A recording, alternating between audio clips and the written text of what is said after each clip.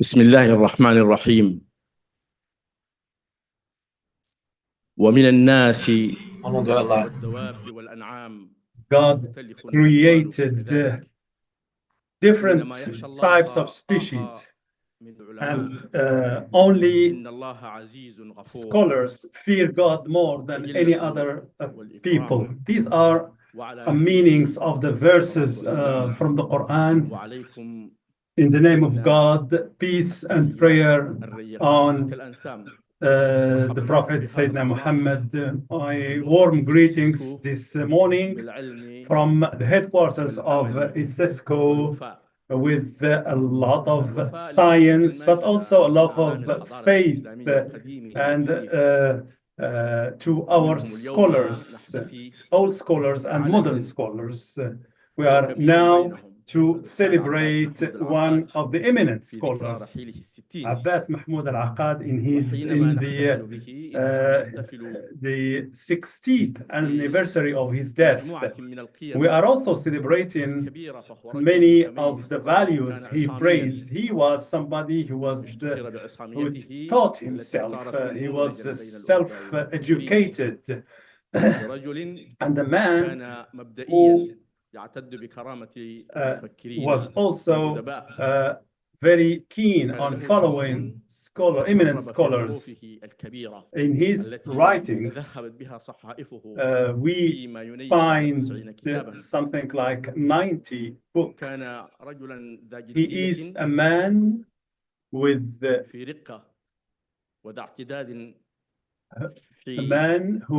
is very delicate, and a man who was also a poet. He would say in one of his poems, and I am living my life but not fasting over its privileges. I live my life, but I do not abuse in that living.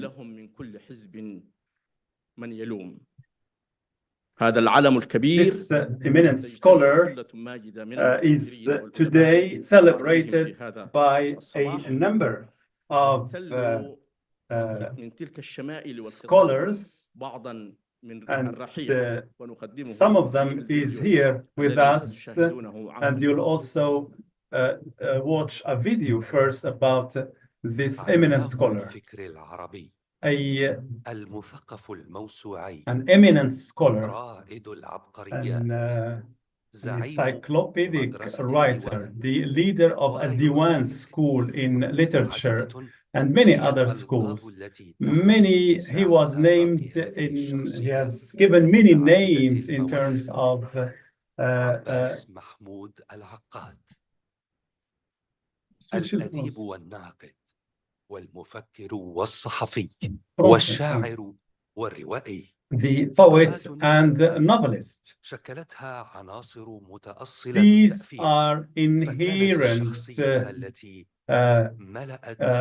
characteristics of this personality, very famous personality. He was very precise and solid and hardworking in his job. These are elements which started by being born in the city of Aswan, the cradle of the Egyptian civilization. He was as solid as the rocks of that region and its solid monuments.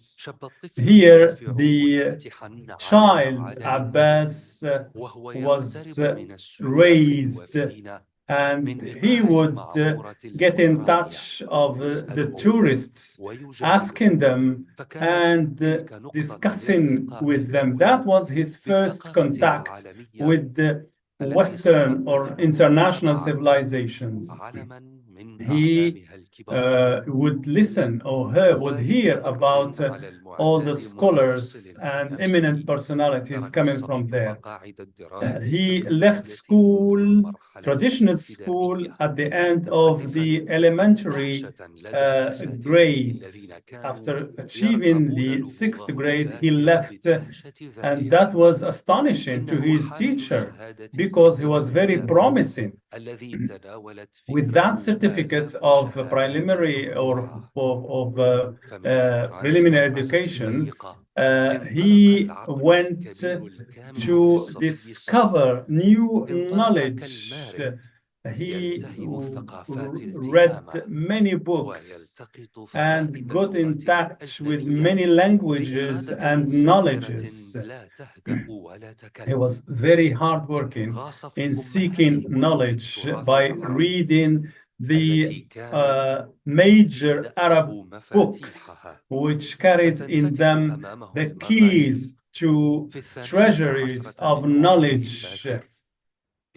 He chose at the age of 18 the journalism, and he was distinguished among journalists and people who used to ask him, and he would answer them with an encyclopedic knowledge. Hassanin Haykal said that Al-Aqad was the first to answer before books even. Then he went on writing books, and those books were widely read in the Arab world. He wrote in philosophy, literature, personalities, international politics, but also he wrote about modern ideas and world literature. He wrote about 90 books. Each one of these books impersonates a library, a complete library in terms of knowledge. He was in the Islamic world, one of the famous personalities. His faith and his firm belief in God and the message of Islam, and also the fact that he was very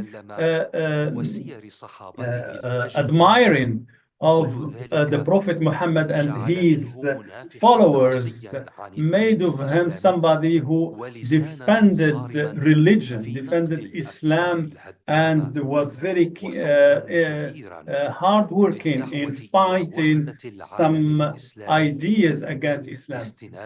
he إلى ما was يتمتع به من very مقومات keen on حضارية unifying Muslims in the حق Islamic الريادة world, and الإنسانية. he wanted إنه for Muslims to be عباس leaders of the محمود world. العقاد This is ذو Abbas الفسطاط Mahmoud الحفاوة al-Aqad, من قبل منظمة celebrated العالم here الإسلامي by the للتربية Islamic والعلوم World والثقافة، Organization وذكرى for مرور Science, 60 Education, عاما and على Culture. رحيله We are وبقاء celebrating today عبقريته the المتجددة. 60th year of his death.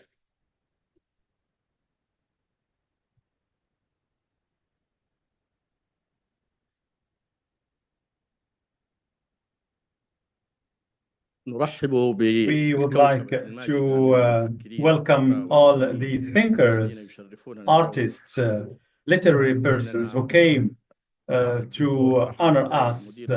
We have with us Dr. Mohammed Zaid, the Director General of Alexandria Library, and ICESCO will sign with the Alexandria Library an agreement at the end of this event. We have with us my friend Ahmed Ad-Dubayan, Director of the Islamic Center of London. And we have also with us Mr. Muhammad al-Baghdadi, the major journalist. We have also with us Muhammad Maali al-Amri, who is from Malik Khalid University. We have also with us Mr. Ahmed Shawqi bin Bin, who is the director of the Royal Library, and many excellencies, ambassadors who are honoring us with this by their presence. I give now the floor to the Deputy Director General of Dr. Abdillah Arafa to say a few words on behalf of the Director General Salim Al-Malik.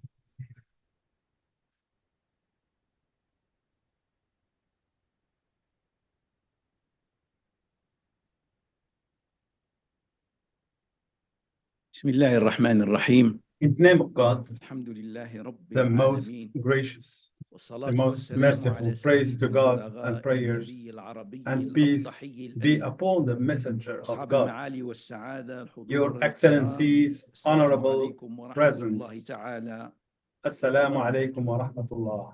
يزدهي بكم المقام وترتفع Once معكم again, الكلفة we are في proud بساط of الفكر you, والأدب. you, the أنتم leader رادة العز of the والرفعة glory لأمتنا الإسلامية and honor of بما our تحملون Islamic من nation, ألوية الرفعة because you والمجادة raise the وبما priority of تظهرون به seriousness, من solemnity, مبدأ and the المسؤولية responsibility والمرابطة that على requires every الثغور individual living على on this الثغور earth to الأولى demonstrate a strong المتقدمة adherence to the للثقافة components والفكر of his identity. والتي That تحتم على كل فرد seriousness that has يرتاد emerged نوفها as the بالتقديم most السامي sublime and inspiring ليبين in عن the استمساك pages, the doctrines موثوق written by the شوق pen الانتماء and celebrated لهوية today. قوامها دين صحيح ولغة شريفة This distinguished وثابة. scholar who passed تلكم away الجندية التي ناف 60 بها years ago. في أعلى تجلياتها علم We are talking نروم here تسليط about الضوء عليه والاحتفاء به في هذا an اليوم eminent الأغر scholar الفواح that we بنسمات celebrate today. بنسمات الارتباع في منازل الأستاذ عباس محمود العقاد. This is Mr. هذا Abbas النبي Mahmoud الذي جادت al-Aqad. به أرض الكنانة This distinguished في scholar أسوان سنة who was 89 born in و800 Aswan in the واحترمته 19th century and died in Cairo in 1964. أديب A distinguished scholar, a journalist, and a poet, and also a member of the parliament, Egyptian parliament. Yet, in all the tough conditions he lived in, he continued writing as a journalist, but also as the writer, and sent his articles to the magazine Fusul.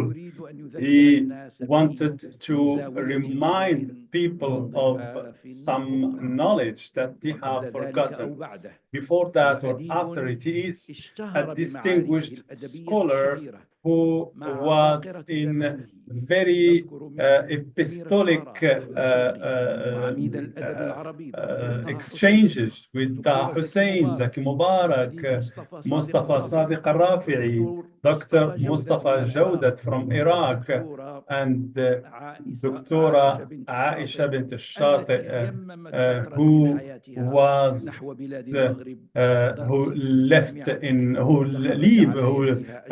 lived in Morocco and taught in Moroccan universities. Abbas Mahmoud al-Aqad was born from a Kurdish mother, and he stopped his education at the primary education cycle, but continued educating himself based on his strong memory and his strong ways of seeing things. He was poor, but he was very rich in terms of knowledge, very encyclopedic, a very large culture, and a mastery of Arabic and English. He is a self-made man, a self-educated man, and made a king in terms of writing and thinking. He came from Aswan, his birthplace, to Cairo, where he founded with his colleagues the School of Diwan. In Diwan, we had poets, and he worked also in some fabrics, in some plants, and also in the railway industry. But he continued writing and acquiring knowledge. Al-Aqad also was nominated many jobs in telegraph service, in Waqf service. In addition to his administrative obligations, he used also to write. When he was dismissed of one of his civil servant jobs, he said, I thank God that I was in the administration, and I am the first Egyptian civil servant to give up his position by his own will, whereas all people were seeking these type of jobs. Maybe his resignation was something rare at that time. So Al-Aqad was he was shrinking from monotonous life of administration. He wanted to be free. When he resigned from a job, he would continue in his literary work, but would come back to another job to gain his life.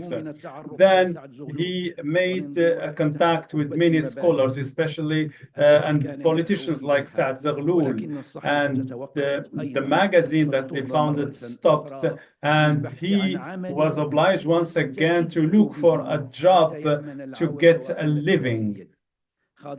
He also engaged in politics, and he became one of the defenders of the nation for independence. And he was put in prison for 9 months in 1930, when Al-Aqad was in the parliament criticizing the situation, the political situation. Among the things that we remind for Al-Aqad is his defense against the Germans. When the Germans were nearly to occupy Egypt, he fled to Sudan and came back from that only when the Germans lost the war. نيفت كتب العقاد The Al-Aqad wrote about 100 books in all types of knowledge and science and philosophy and literature. He was very encyclopedic and very knowledgeable of history, art, psychology, sociology. He started his life by writing poetry and criticism. Then he engaged in books of philosophy and religion. He defended Islam and belief and faith, but also he defended freedom against communism, existentialism, and archaism. He also wrote books about beauty. He said, beauty is freedom. And when a man looks to something ugly, he would be very ugly inside himself. But when he sees something beautiful, he would be very, very happy. And Al-Aqad also wrote in Arabic. He was also a member of the Arab Society in Cairo. He wrote a book about Arabic called The Poetry Language. Ladies and gentlemen, dear attendants, let me just remind you of some the characteristics of this eminent scholar who said that thinking is an Islamic obligation, and ICESCO has always celebrated eminent scholars of the Islamic world, those who left for us huge knowledge. Celebrating this encyclopedic scholar is an obligation for us here in ICESCO to be in line with our engagement, civilization engagement and commitment. Today, ICESCO is very proud to be working with the Library of Alexandria. This and we are pleased here to cooperate with the oldest continuously given library known in human history. It has the right to be proud today of its reliable care and this which responds to the honor of celebrating a statue like that, like Al-Aqad, as the man is not the pride of Egypt and the Islamic world alone, but the whole world. Just like all the figures whose contribution to civilization was recently celebrated by ICESCO, Ibn Khaldun, Farabi, Ibn Hayyan al-Tawhidi, Muhammad Iqbal, and last but not least, Makhtoum Guli Faraji from Turkmenistan, celebrating the 300th anniversary of his birth. We have in this week celebrated Arabic in its World Day, and this, of course, is a strong signal. We will continue on this path forever. On behalf of His Excellency the Director General, I would like to renew my thanks to the Library of Alexandria and to the pioneer of its activities, its Director General, Professor Dr. Ahmed Abdullah Zayed, who participates with us in the meetings of this high forum. Thanks to the distinguished professors whom we will enjoy listening to today, the Friday of this week. Thank you for attending. May God's peace be upon you.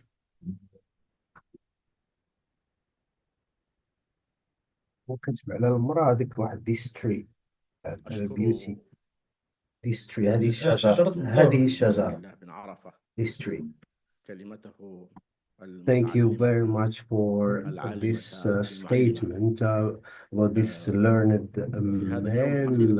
On this day, we're so thrilled and elated to receive this distinguished guest from Moroccan universities interested and elsewhere interested in philosophy, and they are represented on the podium by Tayyib Al-Wazani, the Dean of Abdel Malik Al-Saadi of the Faculty of Matters and Humanities at the university represents the Moroccans who have shown much interest in philosophy.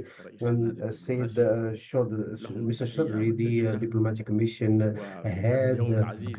So on this day, العقاد has a great statement in his book. The security is not only enlightenment, but it's not only a pride. It can be a light. You can reflect what it is. If it's a fire, you have to be a fire with it. If it's earth, you should be earth. So in order not to remain an apostle and avoiding that is a great human feature. In order to be a scientist, you have to take good care of yourself.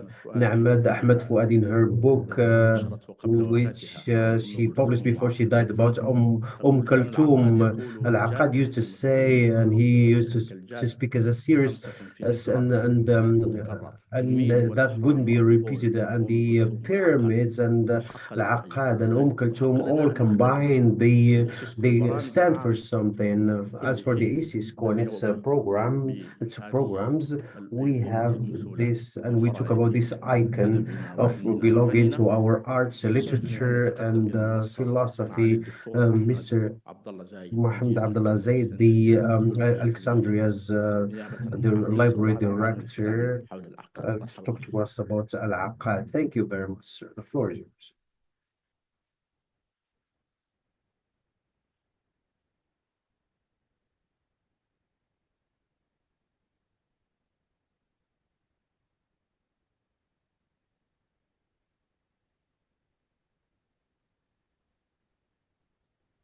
بسم الله الرحمن الرحيم.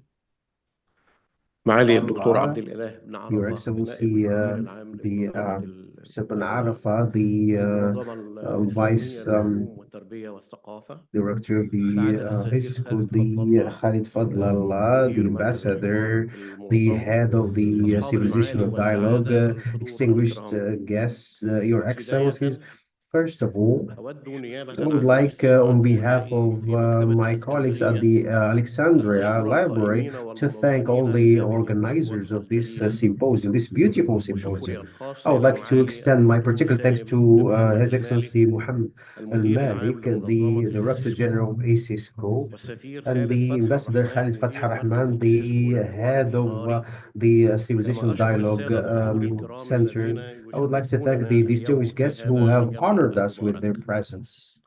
ونحن في مكتبة We at الإسكندرية the Alexandria's سعداء library بهذه so thrilled and الشراكة مع elated منظمة to have this الإيسيسكو partnership with the التي نأمل ICESCO أن and to have تستمر built في it, which we المستقبل hope it continues through مشرقة time ومنيرة to brighten في up آفاق our الثقافة future العربية and serve the والإسلامية. Islamic and Arab culture in particular. ويشرفني Well, أن I'm so أقف thrilled equally بينكم to في stand الحديث here عن amongst you شخصية to talk فارقة to talk to you في about a الفكر literary والثقافة and العربية cultural figure والإسلامية، that ألا represent this وهي cultural figure, الأديب that is the والمفكر عباس محمود literatus العقاد. Mahmoud أحد أبرز Al-Aqad. أعلام النهضة He's one الأدبية of the والفكرية في idols of القرن the العشرين، thinking of thought of ويروق the لي كما راق 20th century للروائي thought. والنقاص As a المصري narrative, بهاء Baha طاهر من قبلي Tahir, أن before أتحدث that, عن العقاد asked me to وصفه talk about أحد Al-Aqad, and he أبرز talks من about ممكن Al-Aqad by describing تسميتهم or depicting بأبناء him as رفاعة. one of the sons of رفاعة Rifa' الطهطاوي الذي Al-Tahtawi, دون who جيلا has من trained المفكرين a bunch في التاريخ of الذي جاء بعده، وهو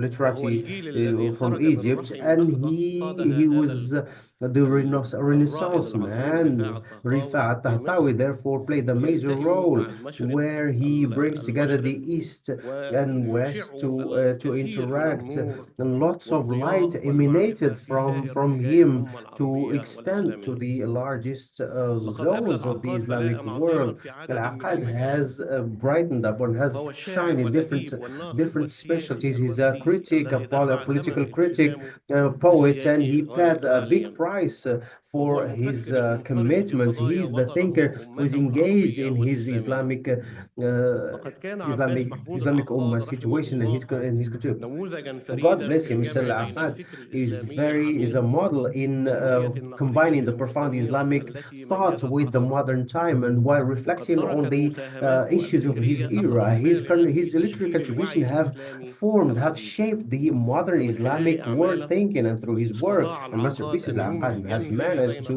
combine the Islamic thinking and the international thinking and the international literature in an analytical manner, which is nowhere else to be found. And as for the Prophet, peace be upon him, Al-Aqad talks about as Siddiq Abu Bakr and Faruq and Ali ibn Abi Talib and Khalid ibn al-Walid. Al-Aqad demonstrated the understanding of these figures, the Islamic central figures. His travels were not randomly made, but its conductors managed to travel through time to explore the human values, because since they are lessons for humanity, they emanate from their experiences they had in their boat by taking the journey by themselves. The Islamic world, therefore, goes through different challenges and transformative changes. Therefore, we need an intellectual renaissance to go hand in hand with the era without touching its basis and its cornerstones, especially Islam. And Islam has faced up to different materialistic movements that have led to doubt the doctrine of Muslims. He remained open to word cultures, but despite all of that, he has never been an imitator, a blind imitator. He aimed at creating bridges between Islamic thinking and international thinking by introducing Islam as an international civilization based on tolerance and logic and rationality. As in talking about different figures of the Khilafah or of the different ruling dynasties of Islam, he provides solutions with open arms, with open heart to all of them through tackling these figures from his own perspective by describing them as human beings who can err. As humans, we can err. To err is human, to forgive is divine. And therefore, he built on that truth. So, as in his book, Thinking as is an Islamic duty, he stipulates, he mentions that Islam is not only there for worshiping, but it's a holistic system of life, of living, taking into account this, brings together the spirit, the soul, and the mind, and the relationship, and organized relationship between the individual and society, and also the Aqad also advises to resort to the mind to solve the problem. He's not an opponent of the rational thinking, as most of the scholars have mentioned earlier in his critique. As I said earlier, Al-Aqad tonight is similar to yesterday's night, and how we miss such Al-Aqad figures in today's challenges to face up to the different intellectual and cultural or thinking crisis. We are so inspired by what he does, who has brought authenticity and originality, modernity and authenticity are brought together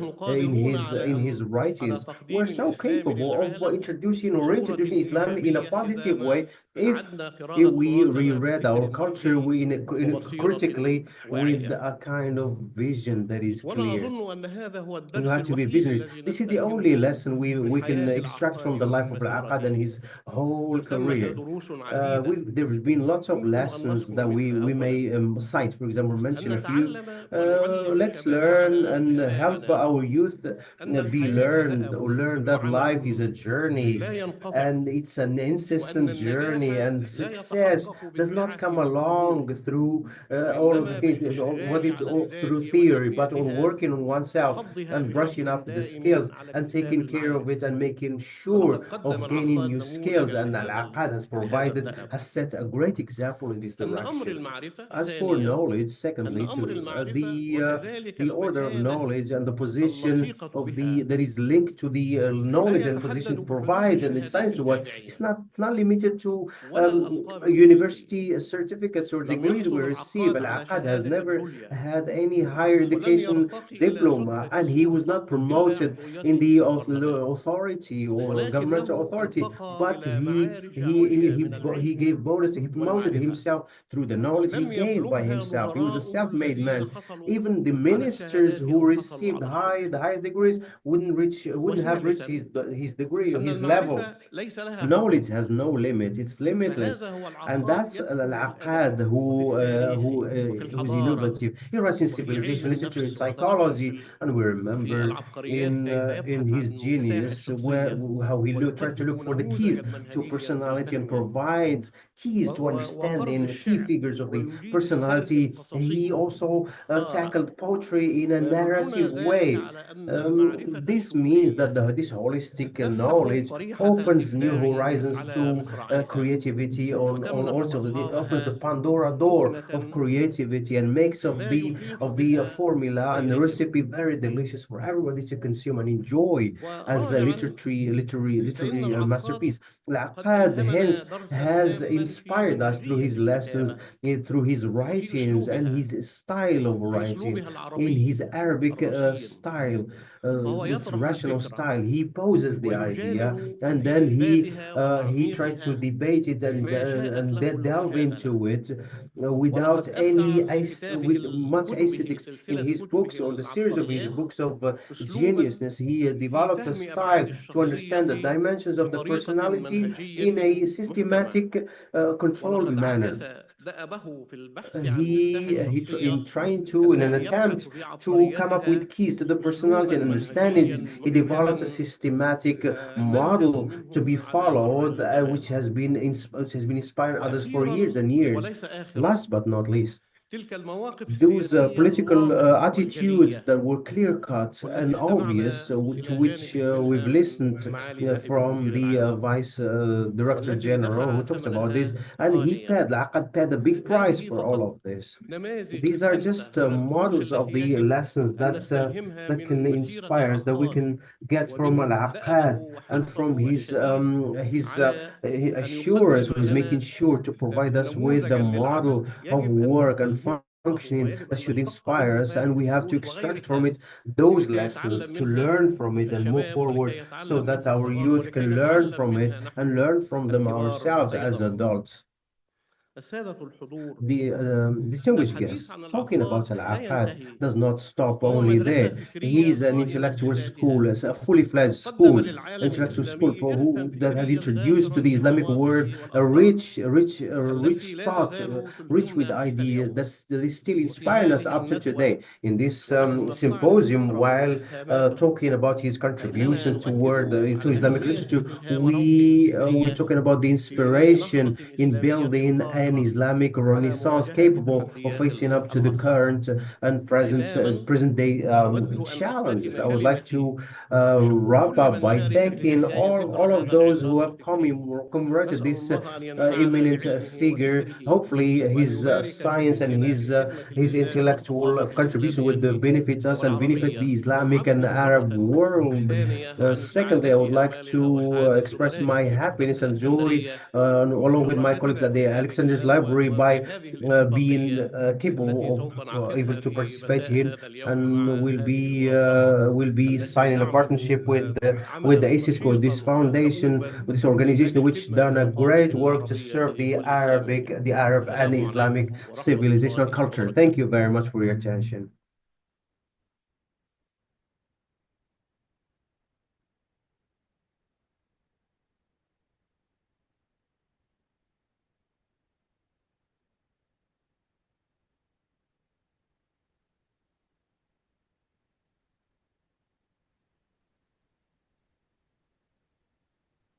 أشكر معالي الدكتور أحمد عبد الله Thank you زايد. very much, Sid Ben Zaid, for this statement about Al-Aqad and his contribution. So you've taken us in a journey to different corners of this encyclopedic figure, the intellectual poetry and literature, and also the political contribution, journalism, and so on and forth, in a self-made way.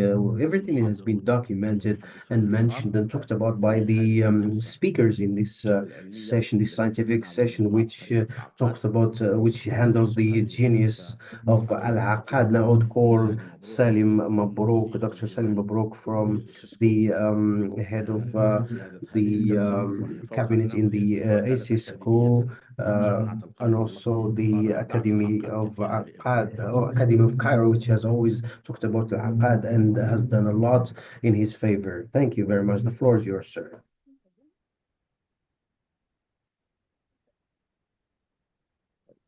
أدعو السادة الكرام Call upon the محمد بغدادي Muhammad Baghdadi, الدكتور الطيب الوزاني طيب الوزاني, Dr. محمد طيب الوزير, العمري Muhammad إن Al-Omari. شاء الله Please join us on the podium for this conference to start.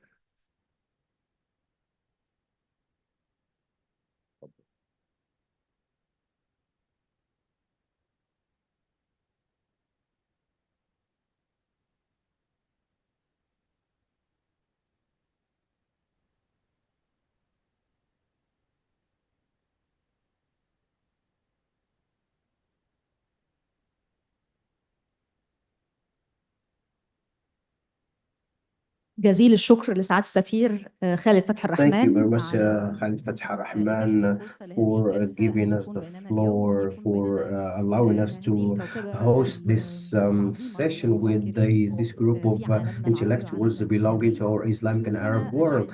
Our distinguished guests, you're welcome at the ICESCO. Our talk today is about one of the most famous figures in the Arab world, and he's the most famous amongst them, truly.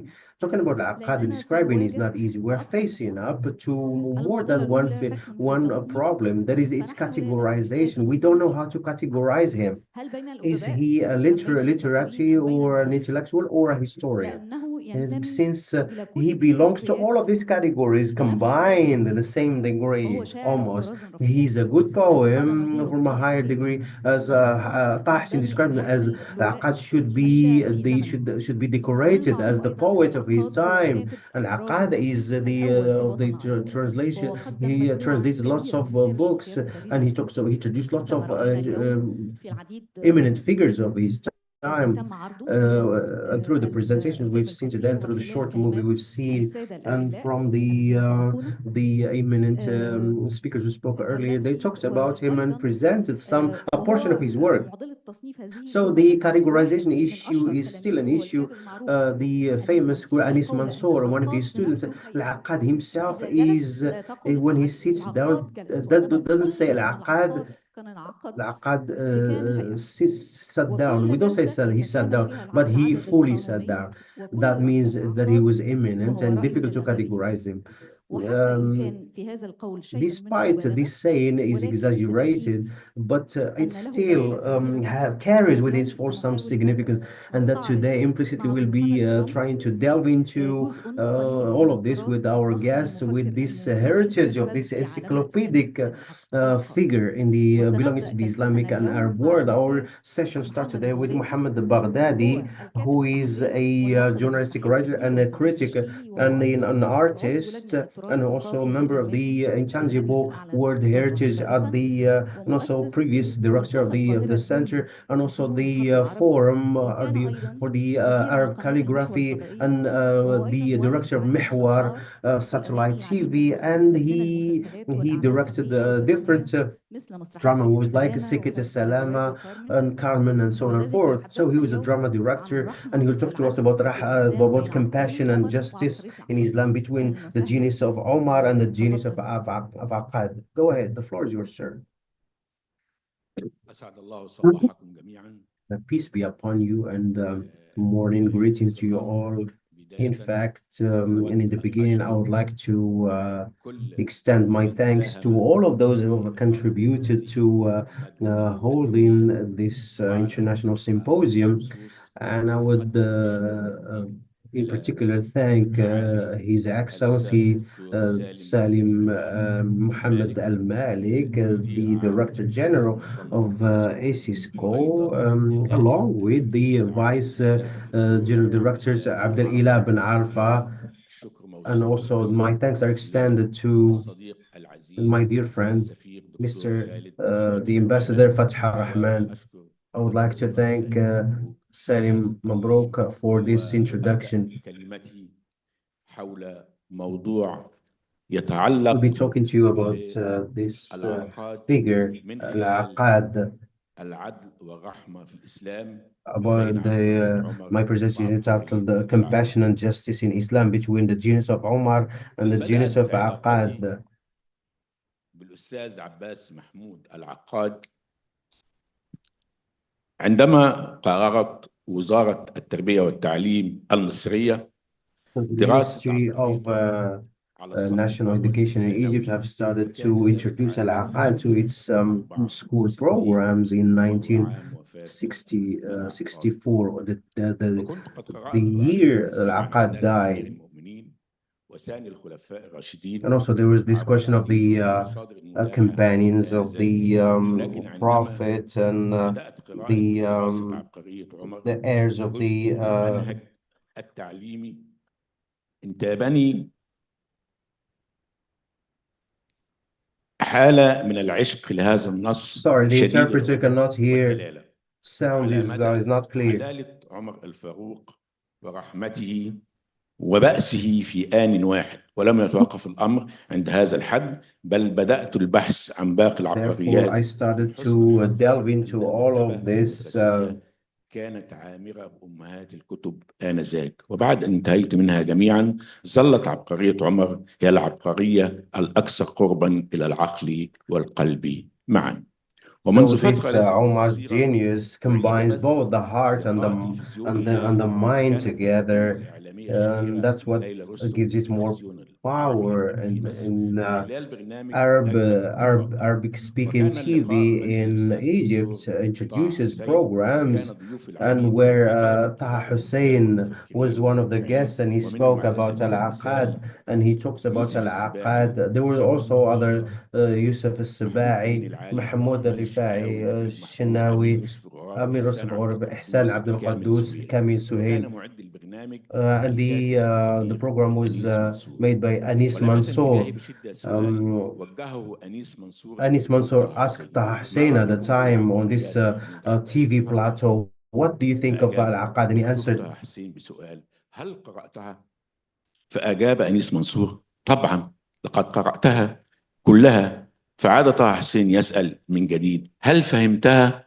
فأجاب أنيس منصور بالطبع فهمتها. فرد عليه عميد الأدب العربي للأسف أنا لم أفهمها. وهذه الإجابة Taha Hussein remained dazzled by the question and said, I don't understand. Al-Aqad was beyond any description. غير مألوف من مفكر كبير بحجم وقامة الدكتور طه حسين، وأن يوجه هذا الحديث لأديب ومفكر كبير بحجم عباس محمود العقاد.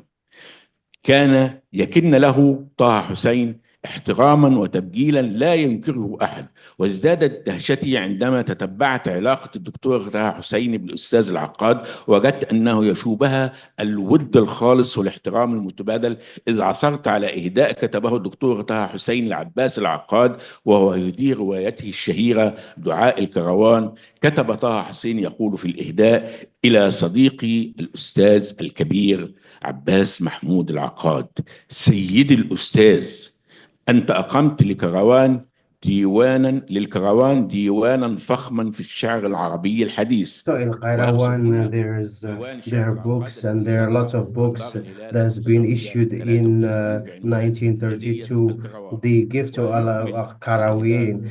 So Taha Hussein described this book and talks about a shelter for all of these things. These stories were shared by Taha Hussein to describe Al-Aqad and his contributions. How come Taha Hussein states all of that in favor of Al-Aqad? This shows due respect to Al-Aqad for what he's contributed. Anis Mansour, and during the interaction on this TV program, they talk still about Al-Aqad and talks about Sharqawi, and they were asked to remove the words that Taha Hussein stated about Al-Aqad, because he couldn't really grasp what Al-Aqad was doing at the time. العبقريات ليست سيرة تاريخية So the إنها نوع من genius is الأدب. not, his genius is a type of literature, and the genius doesn't belong to anybody. And that's the difference between historians and literati.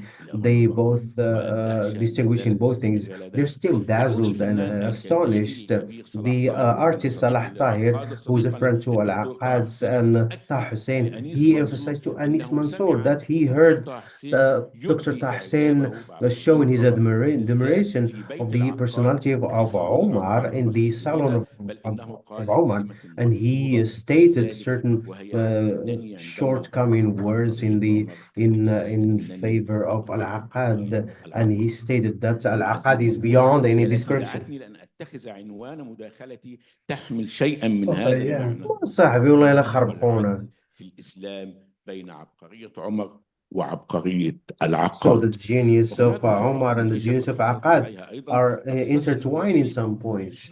Therefore, trying to decipher both of them, I gave you some example from Taha Hussain's statements regarding Al-Aqad and Omar at the same time. بتاريخ 3 أبريل 1960 يقول فيها In 1960, Al-Aqad was described as a person with capacity to understand text and read between their lines more than anybody else in a way that is uniquely his. That was uniquely his. That was a great thing. That was a great achievement, and through which Aqad has managed to form or shape his genius. These are some of the books, some of the pages from the books that he has written, and are still still in use in the Islamic and Arab world today.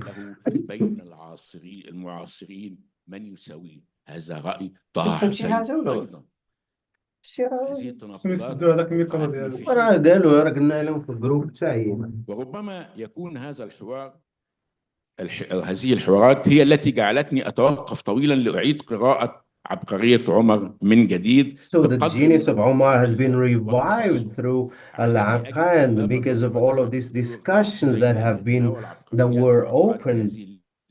اللهجة وهذه الرؤية التي قد تخالف كل مجايليه من الكتاب والنقاد والمفكرين. Coming up with the new statements regarding Al-Aqad and Omar and new opinions, once they surface, they provide new insights, and that's why this intertwining of Omar, the genius of Omar, the genius of Aqad have resurfaced each time one of the prominent or eminent writers state something, the discussion carries on, and during this televised dialogue or debate on the TV plateau, Taha Hussein still answered the questions of the interviewee by describing Al-Aqad as a person of opinion, of an opinionated person under crisis, and he provides his opinions during political crisis, and he never lets behind. He never let that skip through his fingers. And sometimes, and this time, Taha Hussein defended Al-Aqad strongly and firmly, and he tried to remain faithful to all of this. قام العقاد وقال لهم على مهلكم فأنتم إذا أخرجتم طه حسين من الجامعة فلن تجدوا من يستطيع أن يجلس مكانه. So even Al-Aqad reacted to the expulsion of Taha Hussein from the university, and Al-Aqad defended Taha Hussein and was against his sacking or his dismissal from the university. This biography, the biography of Al-Aqad, has provided us with lots of more information about him we didn't know before, and the impact he has had on Iraq and North Africa and different regions of the Islamic world is so obvious. وتتألق عبقريات العقاد بين أعماله الفكرية. The genius of Al-Aqad are multifaceted, and they touch upon literary productions, history. شخصيات بعينها ارتبطت ببناء الدولة فمفهوم الدولة هنا يقترب من مفهوم الدولة العصرية، ارتبطت أيضا بمفاهيم اجتماعية حديثة مثل محاسبة الحاكم والديمقراطية وغيرها من مفاهيم لا يزال الجدال يدور حولها. والسبب الآخر لكتابته هذه العبقريات إنها اختيارات ترتبط بالعقاد نفسه شخصيا وفي رؤيته لدور المثقف الذي يجب أن يحارب التضليل الفكري ويخرج على كل ما هو تقليدي وثابت ويطرح الأسئلة المختلفة لبناء العقل الحديث، وهو ما نجده لدى العقاد في الشعر وكافة معاركه الأدبية والفكرية. ويقدر بنا هنا أن نستشهد بما كتبه العقاد نفسه. the interpretation stopped because the sound is not clear. Sorry. We'll wait till the sound is fixed. ولا بتاريخ لعصره على نمط التواريخ التي تقصد بها الحوادث والأنباء، لكنه وصف لها ودراسة للأطوار ودلالة على خصائص عظمته واستفادة من هذه الخصائص بعلم النفس وعلم الأخلاق وحقائق الحياة. ويرى العقاد أن مفتاح شخصية عمر هو في الإيمان المنضبط الذي يسيطر على أخلاقه كما يسيطر على دوافعه وغضبه، وذلك الضابط هو إيمانه بالعدل والمساواة والشعور بالمسؤولية. وفي فصل عمر والحكومة العصرية، وهو الفصل الذي يعكس بصورة واضحة رؤية العقاد لعمر بن الخطاب باعتباره رجل دولة تقترب من مفهومنا للدولة العصرية، كذلك هو الفصل الذي يتضح فيه السبب المباشر في اعتبار العقاد عبقريا أيضا، ويجب الوقوف عنده وفهم شخصيته في ضوء العصر الذي يعيش فيه. يرى العقاد أن الأبطال في أي عصر يقومون ويقاسون بمقياس عصرهم وليس بمقياس عصرنا. مفتاح الشخصية.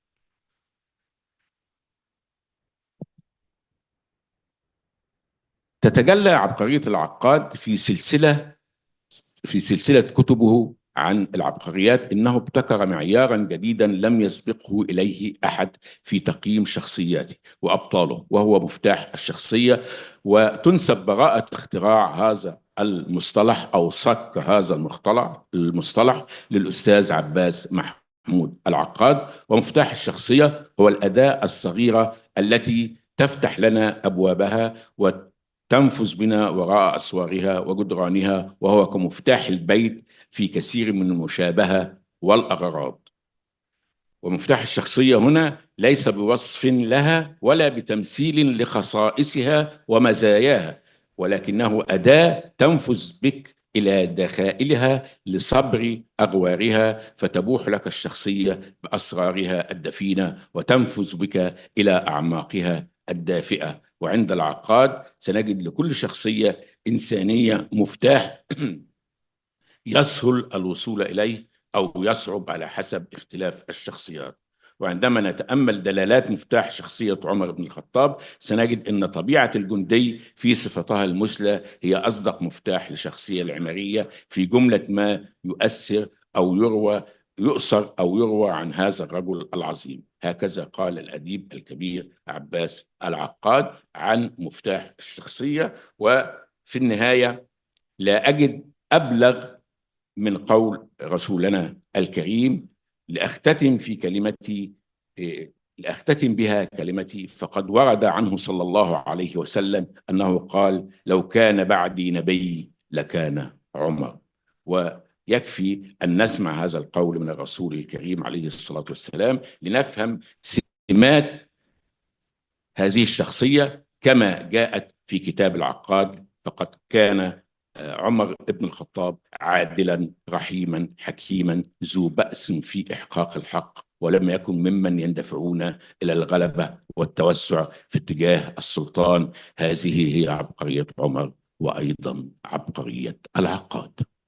شكرا.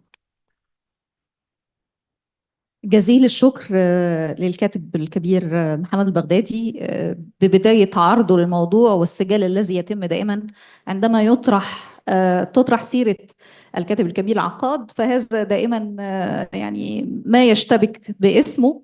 هل كانت عبقرياته عمل أدبي أم عمل تاريخي؟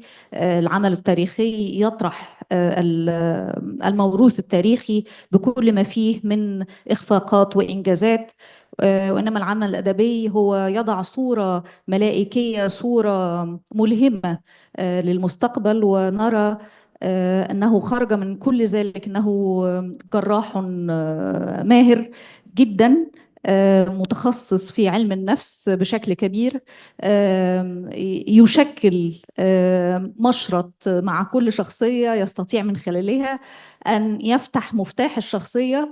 والحقيقة يعني لو سنستلهم روح العقاد ونحاول اليوم أن نجد مفتاح شخصية العقاد نفسه وهي عبقريته، ولدينا الكثير من المبررات أن نؤكد أن العقاد بلا شك كان أحد العباقرة في عصرنا الحديث من الثقافة، وترك لشبابنا اليوم الكثير من الإرث من التاريخ لشخصيات كبيرة القادرة على إلهام الشباب.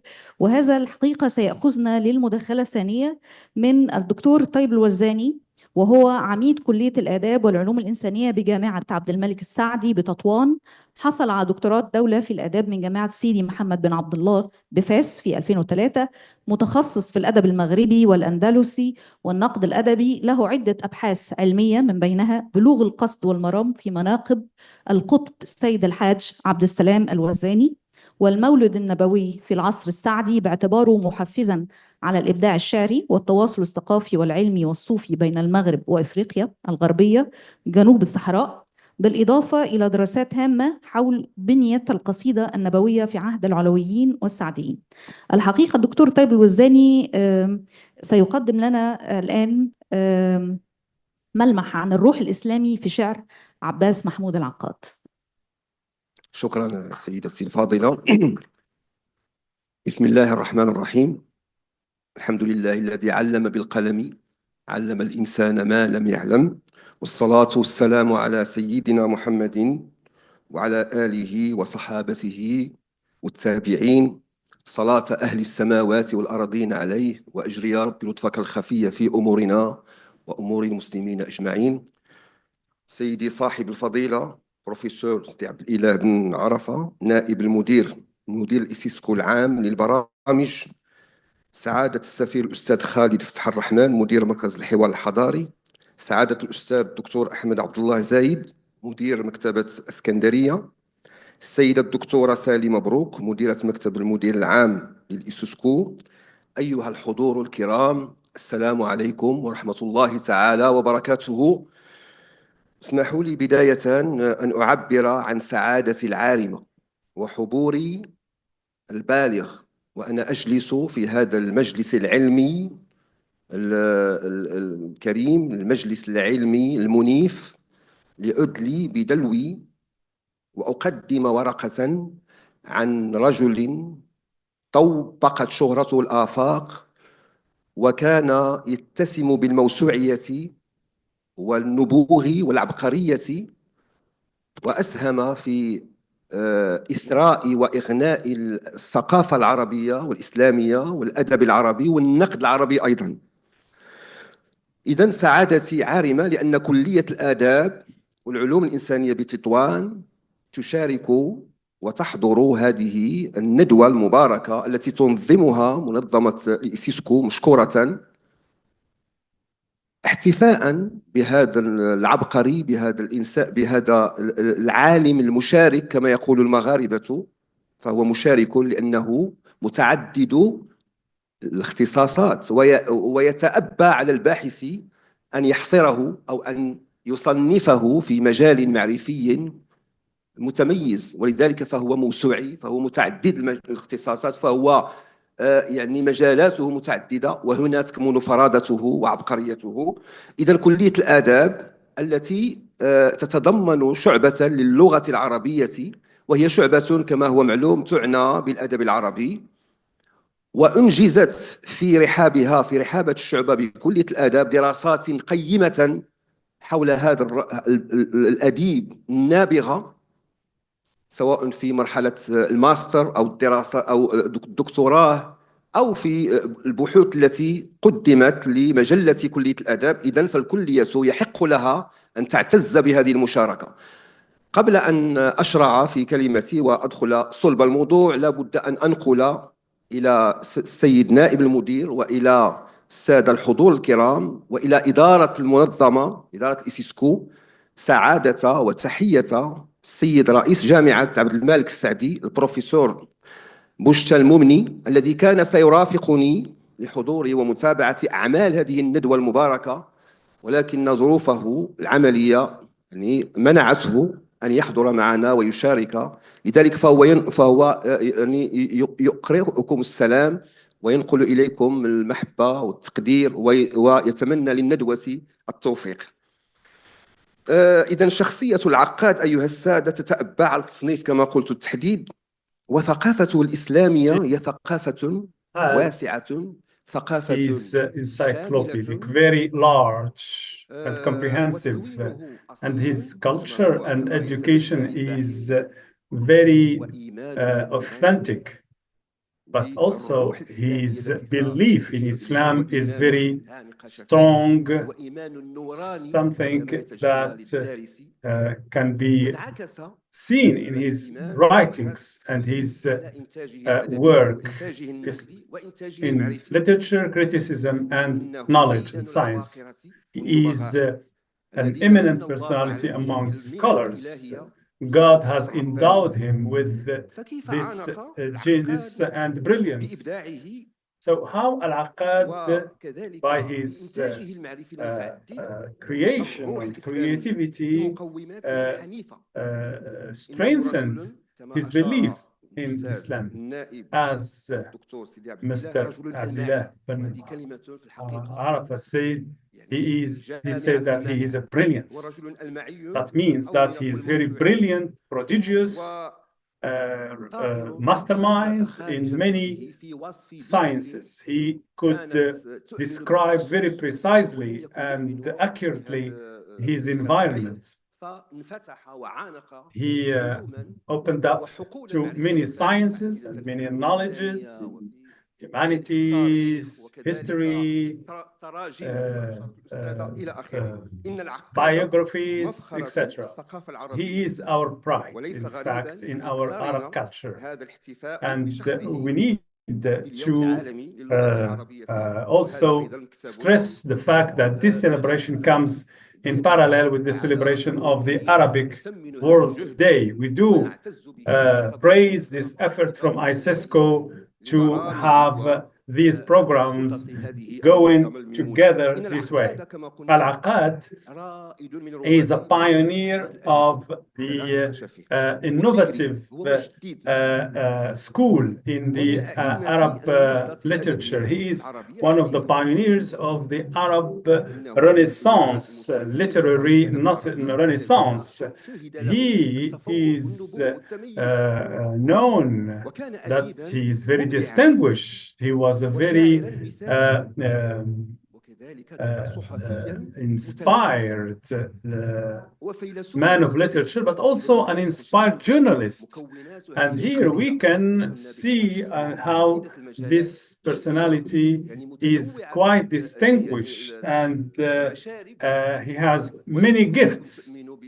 And of course, he would not take only one path in literature or criticism or philosophy. He tried to engage in all these things. And he is also very brilliant in foreign languages. But as it was said in the beginning, he is a self-made man. He does not have any university degrees, but he managed to educate himself and to read many books to be able to achieve this encyclopedic level of knowledge. He is a very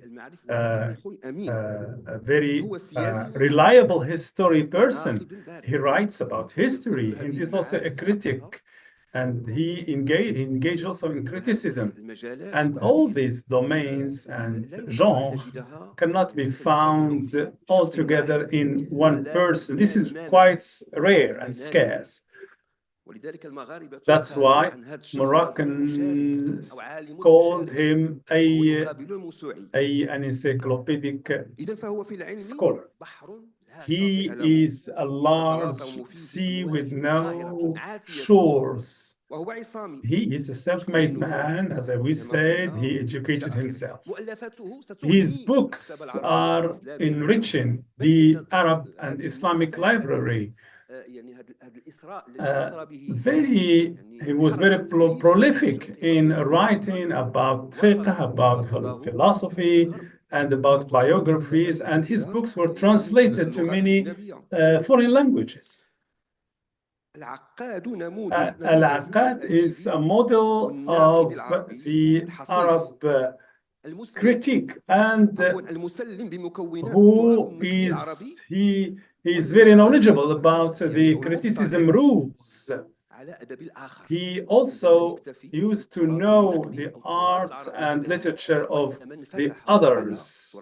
He opened up to other nations' literature. He loved other nations' literature. إذن هذا الرجل سيروم This بناء man شخصيته متوسعا بعبقرية built his personality based on his brilliant mind. From his early age, he made efforts to read and to acquire knowledge until he became an eminent scholar and literary person. إذن الرجل سيصبح علامة سيصبح As we said, he is now recognized as a mastermind. أن نتجاوزه لماذا وفرض نفسه وأصبح ينافس كبار النقاد الذين حصلوا على شهادات مثلا في السوربون, competing with people who got degrees from Sorbonne University and other eminent universities. يعني على قدم المساواة. هذا ليس سهلا، ليس من الأمور البسيطة. He is a great literary figure also. In writing, he was recognized as a very profound writer. That means his writing is very profound. He used to use logic and his mind in writing. That's why we feel this depth in his writings. And the concepts he used to write about were translating his will and his endeavor to reach the reader, and he would prefer to have very knowledgeable readers. هذه أيضا نقطة مهمة لأن العقاد كانت ثقافة كما قلنا كانت تكوينه أصيلا. As I said, had an authentic education, and he was very knowledgeable about Arabic, its linguistics, its grammar, and this encyclopedic knowledge was also covering Arabic as in the language. He was considered as a master of a school of modern literature. Some of the critics would give the same level to Al-Aqad as Al-Mutanabbi, the famous poet. Al-Mutanabbi was very proud, and he was in very many conflicts with his competitors, and he was also competing with other poets in the palaces of kings and princes, and never gave gave up, and that's the same like Al-Aqad. So many people compared him to Al-Mutanabbi. They would call him the one who was so famous that nobody ignored him. This also was written by Khalifa Tunsi, who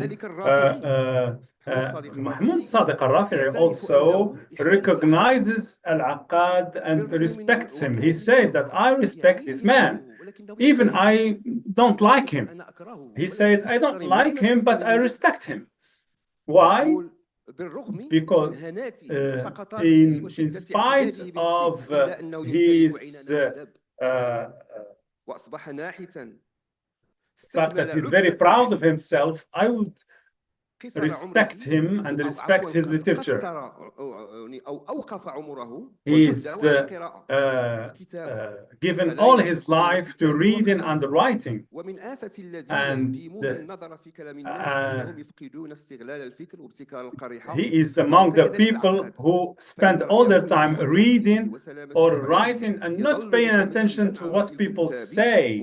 He is somebody who criticizes, defends himself, but does not express any hatred. Al-Aqad has this literary eminence, and that qualified him to face criticism. He was himself a critique. He would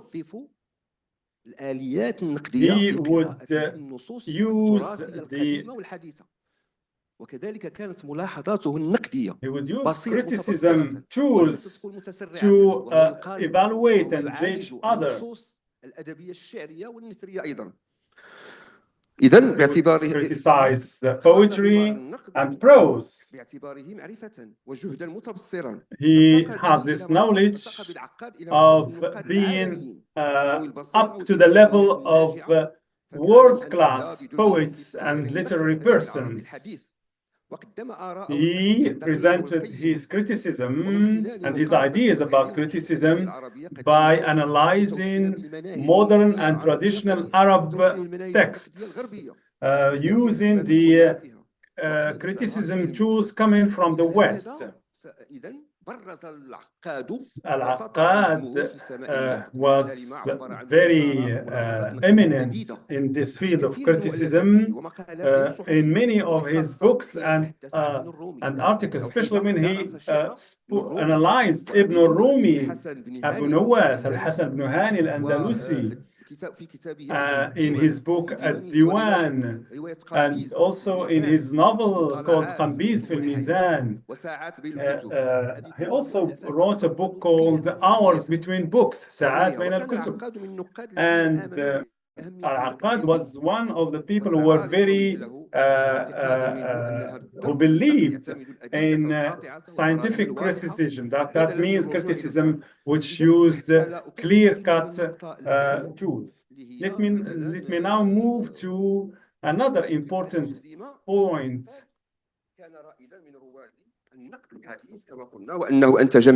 As we said, he was very eminent in criticism, and he believed in the tools that aim at renovating our poetry.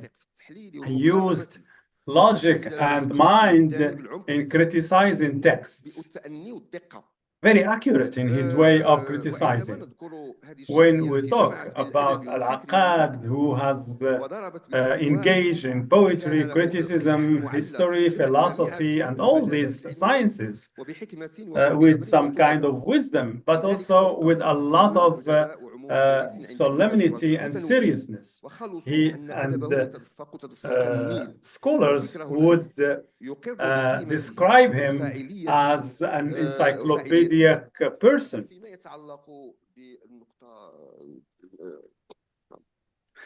ولذلك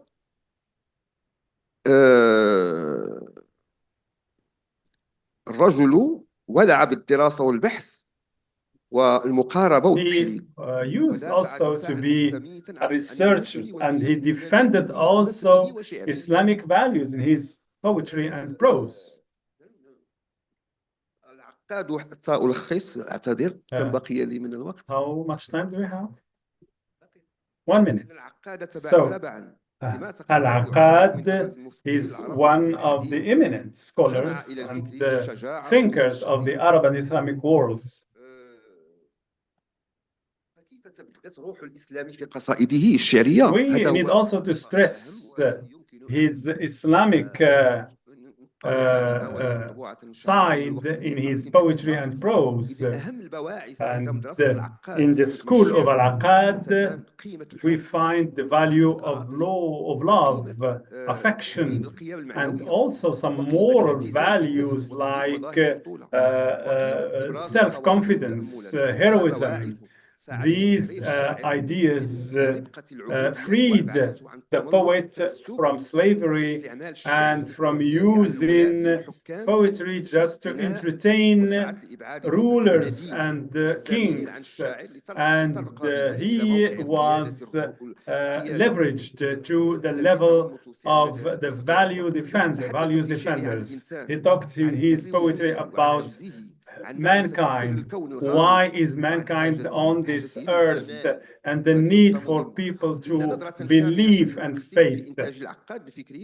In the work of Aqad, especially in poetry, we can see that he has given to Islam a very important place. And he also described Islamic heritage and monuments and called for the reforms. And sometimes he even tried to refer to some writings of the Westerners and on Islam and Muslims. And Al-Aqad, to summarize, is some person who is a strong defender of Islam and Islamic civilization. Thank you very much for your attention. شكرا جزيلا دكتور الطيب الوزاني. Thank you, Dr. طيب الوزاني. أيضا موصول للجامعة. Thank you also to the University Abd al-Malik al-Saadi in Ridwan for their support to this conference. مع معضلة أخرى مع معضلات العقاد وهي تصنيف آخر. العقاد is somebody who is described as an Islamic writer and or secular writers. But anyway, he is an eminent writer, an eminent thinker who added to the buildings of Islam and Muslim culture and civilization.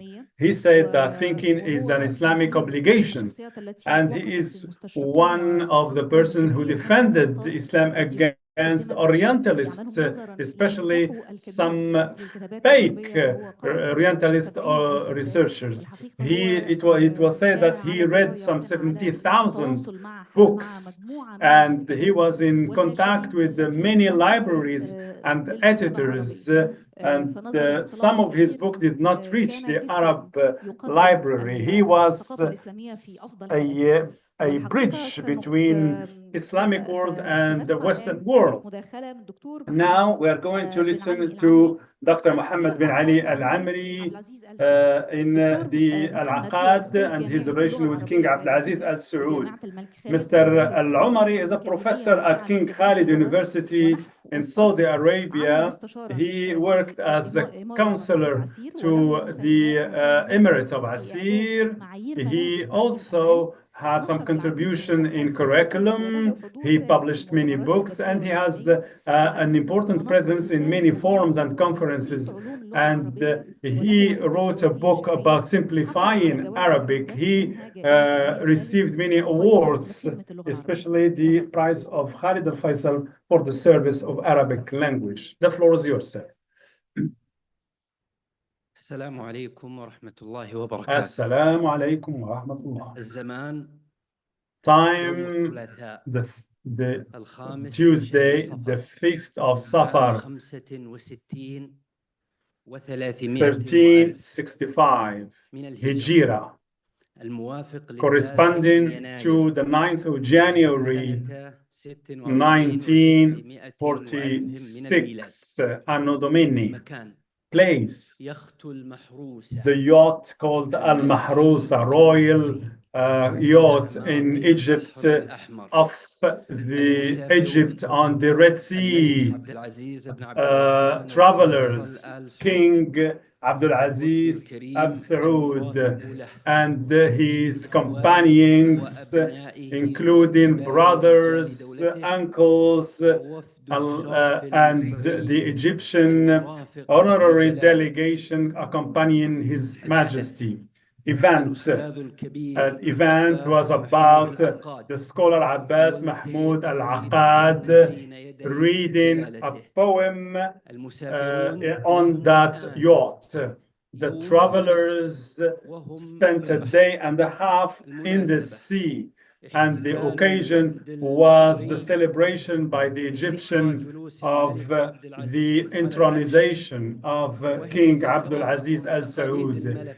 This is something that goes back to the tradition, royal traditions of Egypt, that was proper to Egyptians and not to Saudis. So the Egyptians choose to celebrate King Abdul Aziz, the lion. He described him as the lion who is on the sea. He said, "You, Red Sea, you are tamed by this lion." So be aware that you have somebody who is riding that sea and taming that sea. He is on a ship, on a yacht. Long live the King Abdul Aziz. Long live all the nations who celebrate him. In Riyadh, you are the king, but lion also of Riyadh. You are also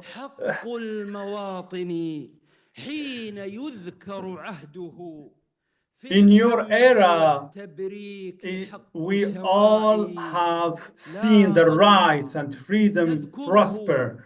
We celebrate him and praise him on the sea, and those who are praising the king are those who are also very keen on riding seas.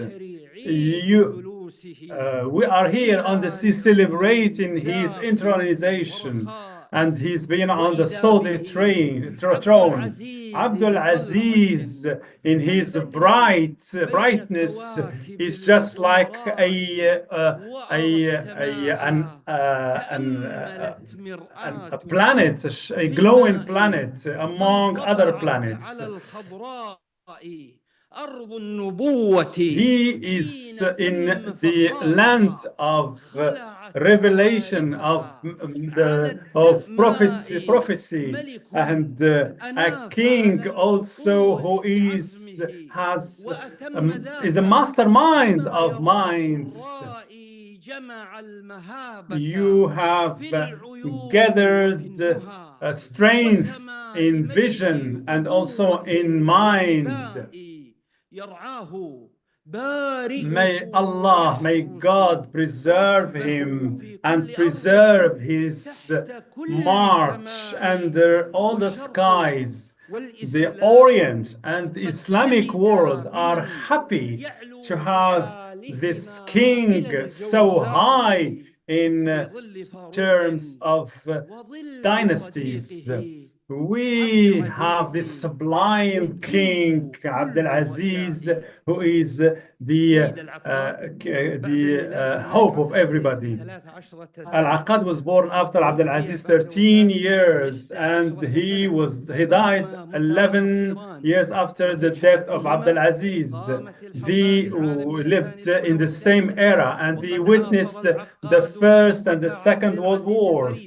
And Aqad lived also the experience of King Abdulaziz as a king who founded the Saudi government in its third stage when he unified Saudi Arabia in an epic endeavor. Al-Aqad wrote about Abdulaziz as one of the great kings of modern times.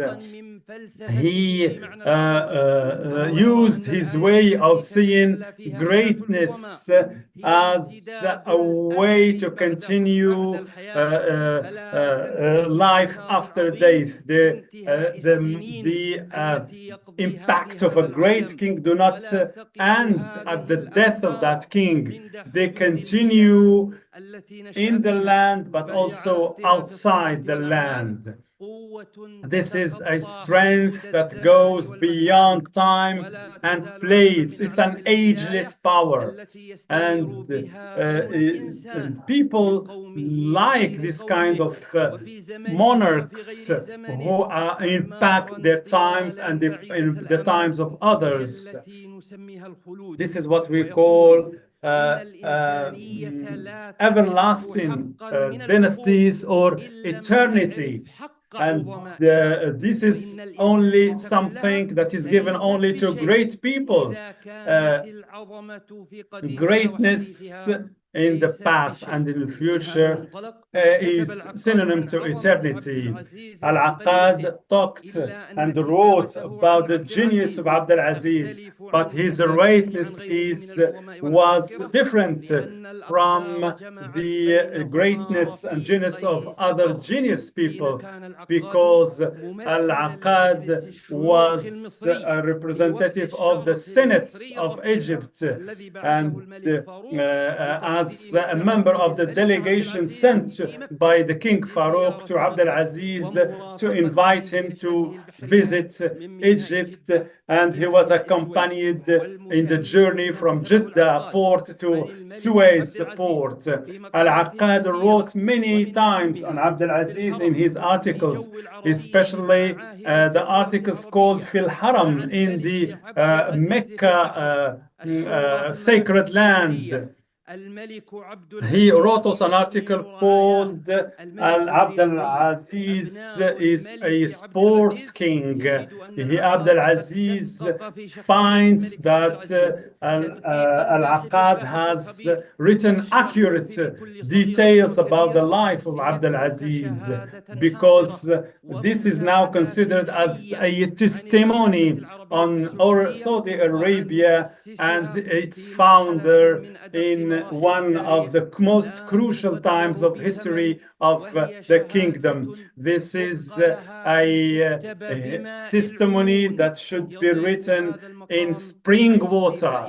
And in spite of the importance of every word and letter about Saudi Arabia and the unificator, the poet that was read before the King Abdulaziz on that royal yacht, he was a masterpiece in poetry.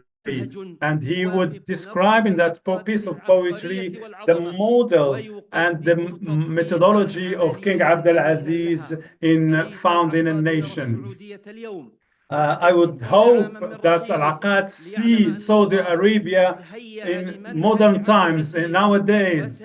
He would see the heritage of King Abdulaziz as preserved by a crown prince called Muhammad bin Salman Abdulaziz, raised by the King Salman bin Abdulaziz, who understood the king, the thought of his father Abdulaziz, and constructed and built the capital of Arabs and Islam, Riyadh, and he was chosen by God as the server of the sacred lands, and may Allah support him with his son, the crown prince.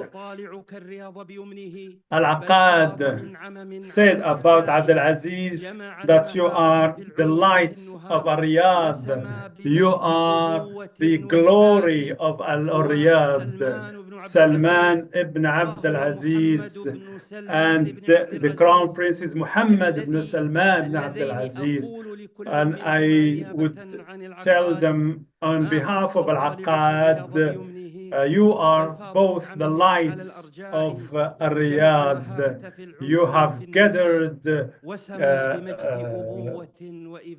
strength of personality.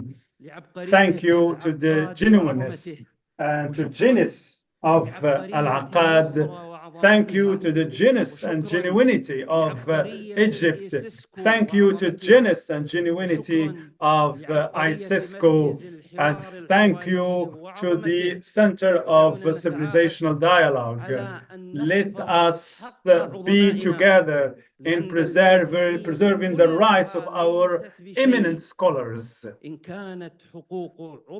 The rights of these scholars should be preserved in the past and the future.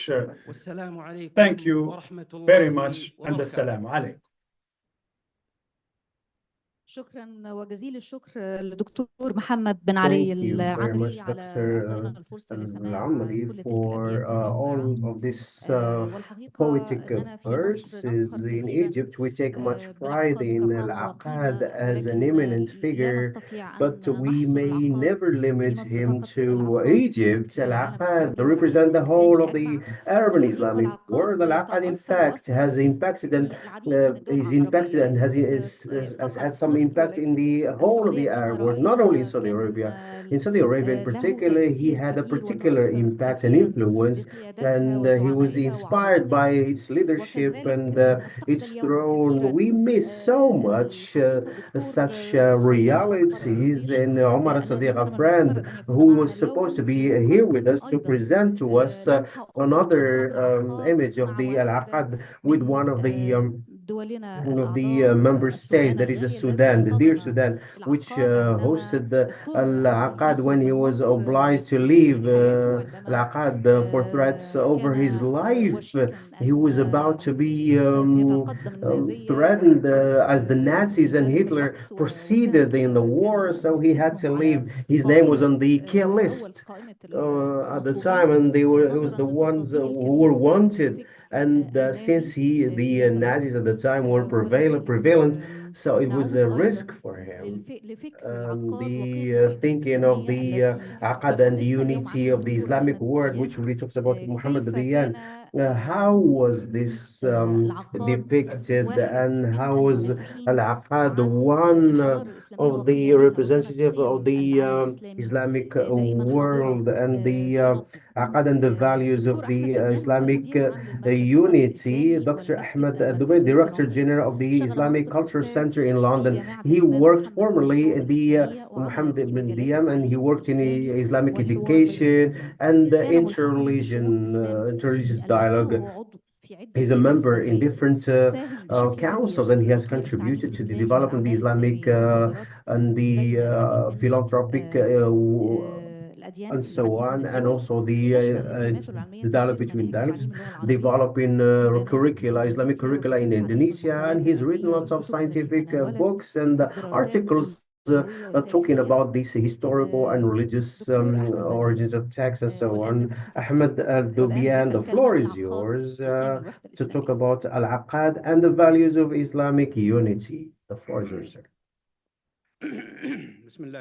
In the name of Allah, and thanks Allah, dear distinguished guests, dear excellencies, dear brothers and sisters from this leading and pioneering institutional organization in the Islamic world, that is the ICESCO, dear distinguished participants and professors, especially our Muhammad bin Bin, namely, and Muhammad bin Zaid, the dear speakers, everything, the saying applies to me.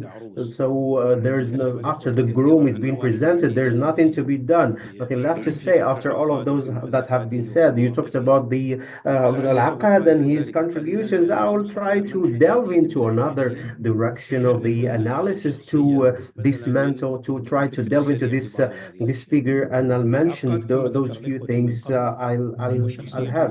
So this character of Al-Aqad is multifaceted, and talking about is talking about a figure, an intellectual, Islamic intellectual or scholar or historian, or talking about a literati or a poet or a politician. All in all, we find these figures, these characteristics but they are at the discrepancy. They're at the same level. But he's the Aqad, the politician. Aqad, the politician, was famous. Is not famous not only in Egypt at the political level. He talks about the politics. He talks about with Sa'd Zaghlul and so on, and different politicians at the time. So this is a kind of the vibration of the echo of what I was saying, and he talked poems and poetry. He wrote poetry in Arabic, and Al-Aqad therefore is more a critic than a literati. To me, Al-Aqad is a scholar more than a philosopher. His books indicate that, and that explains what was said about Al-Aqad in the earlier presentations. Firstly, Al-Aqad has gone through two stages. That is the first of journalism and media and politics, and then the other stage of critics, poetry and literature, and another stage that I'm going to talk about, that is scrutinizing the Islamic books, which he has reflected on. Al-Aqad is considered as the founders of the Islamic thinking of the 20th century in its analysis. It's not jurisprudence Islam, but it's not a historical Islam or fundamental, but it's not neither the party-based Islam. Therefore, those political parties, Islamic political parties, were created. He represented a logical, rational school concerned with the history of Islam. This orientation that has led Al-Aqad towards Islam has led to some formulations, some changes. The Egyptian society in the 20s and 30s of the last century, it was so full of orientation toward the West, and for example, the pre-Islamic era, and Tahsin, who talks about, they remember the history of literature in Islam. May God bless all of them. The archives of Egypt of this literature is very rich, and it reflects on different cultures, including the Greek culture. It extends beyond the Mediterranean and embraces all of those cultures that has lived around the Mediterranean. At the time, new tendencies emerged, like the orientation towards communism, the extension of the Darwinism, of the selection of species, and so on and forth, and the evolution theory of Darwin was expanded. Abdul Razzaq and the Islam and the right, which was considered a cornerstone and a turning point in the Islamic thinking, despite the fact that he has some opponents, but it carried on. All of those things have emerged, and they have sent across a prophecy that a new Islam is being born. To me, this is the reason behind Al-Aqad's orienting himself towards the other, beyond the literature, to scrutinizing Islam and everything that has to do that pertains to Islam. And he adopted three methodologies. The first orientation is to analyze the facets of the thinking, of the Islamic thinking, in a rational manner, and conduct studies about the genius of Omar, Ali, Bakr as-Siddiq, and along with Al Hussein, Fatima Zahra, Aisha. All of those Islamic figures were scrutinized in their geniuses. All of these studies conducted in a fundamental way to rethink, reconsider, and to lay the stones for a rational criticism to take place at the time, and to orient Islam towards a new era. That has to do with the seerah, with the biography of the Prophet. It's more logical and rational than subjective, without talking about the different impacts and the formulations or the reform that took place.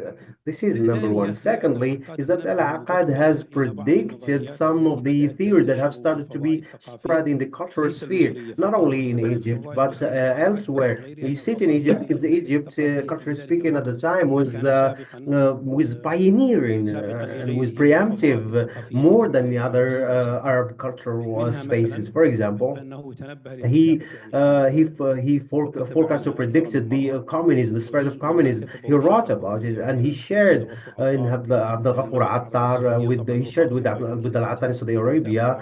Al-Aqad is politically analytical, but Al-Attar is more rational and with lots of emotions included and involved in his writings. This is methodological. Al-Aqad resorts to communism is a philosophy, economy, and politics. This prediction of communism was a great analysis at the time, where some of the Arab youth, not only in Egypt but throughout the Islamic world, they've resorted to the communism thinking or mindset. And Russia at the time used to translate the Russian literature, was very active, and he was very active in this direction to share it with the Arab world. Secondly, thirdly, that is crucial, most crucial, that has to do with Zionism. Al-Aqad wrote about Zionism and predicted its spread. Zionism as a political movement, and it's discriminatory and racist. He wrote about it, and he's the last one to send forecasts. And the Arabs are being hurt by this Zionism. They are the first to be hurt by this. The protocols of the Zionism, and along with their principles and their commandments and their history. He talks about that. There are different points of view surrounding Zionism, but it was necessary to talk about that. He after the 1984, the Zionism has started to gain ground, and we start to see the repercussions that he talked about earlier. The definition of defining Islam in his new critics book to go hand in hand with the Western vision, which some intellectuals at the time adopted, and they said that the West was the future, and we have to live apart, to leave aside our cultural aspects and embrace the West, to liberate our minds, which was fake.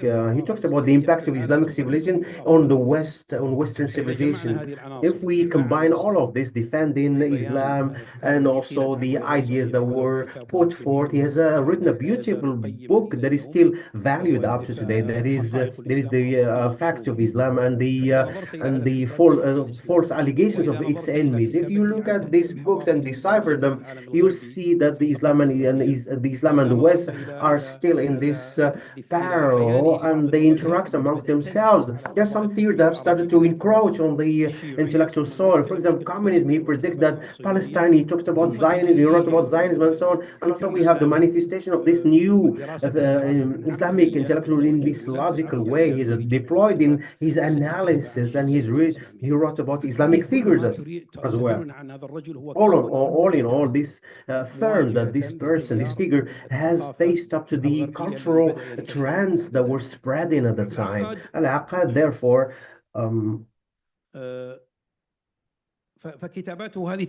demonstrated this in his writing in a revival manner. It's a revival, yes, a kind of revivalism. It's not a continuous revival or ongoing one, but it had to do with, it was periodic and intermittent. He dealt with some of with some conflicts with Taha Hussein, with Mubarak, with the Rafi'i. In his writings, in this Genesis, he was close to Rafi'i's style. Rafi'i's style was very purely Arab, and it drenches this Arabic style in a traditional manner. Al-Aqad's writings are more philosophical and rational, more than modern times writings. But Al-Aqad combined both, and he oriented himself in this direction. It's a reaction to what happened to him in his life at that time and what he faced up to.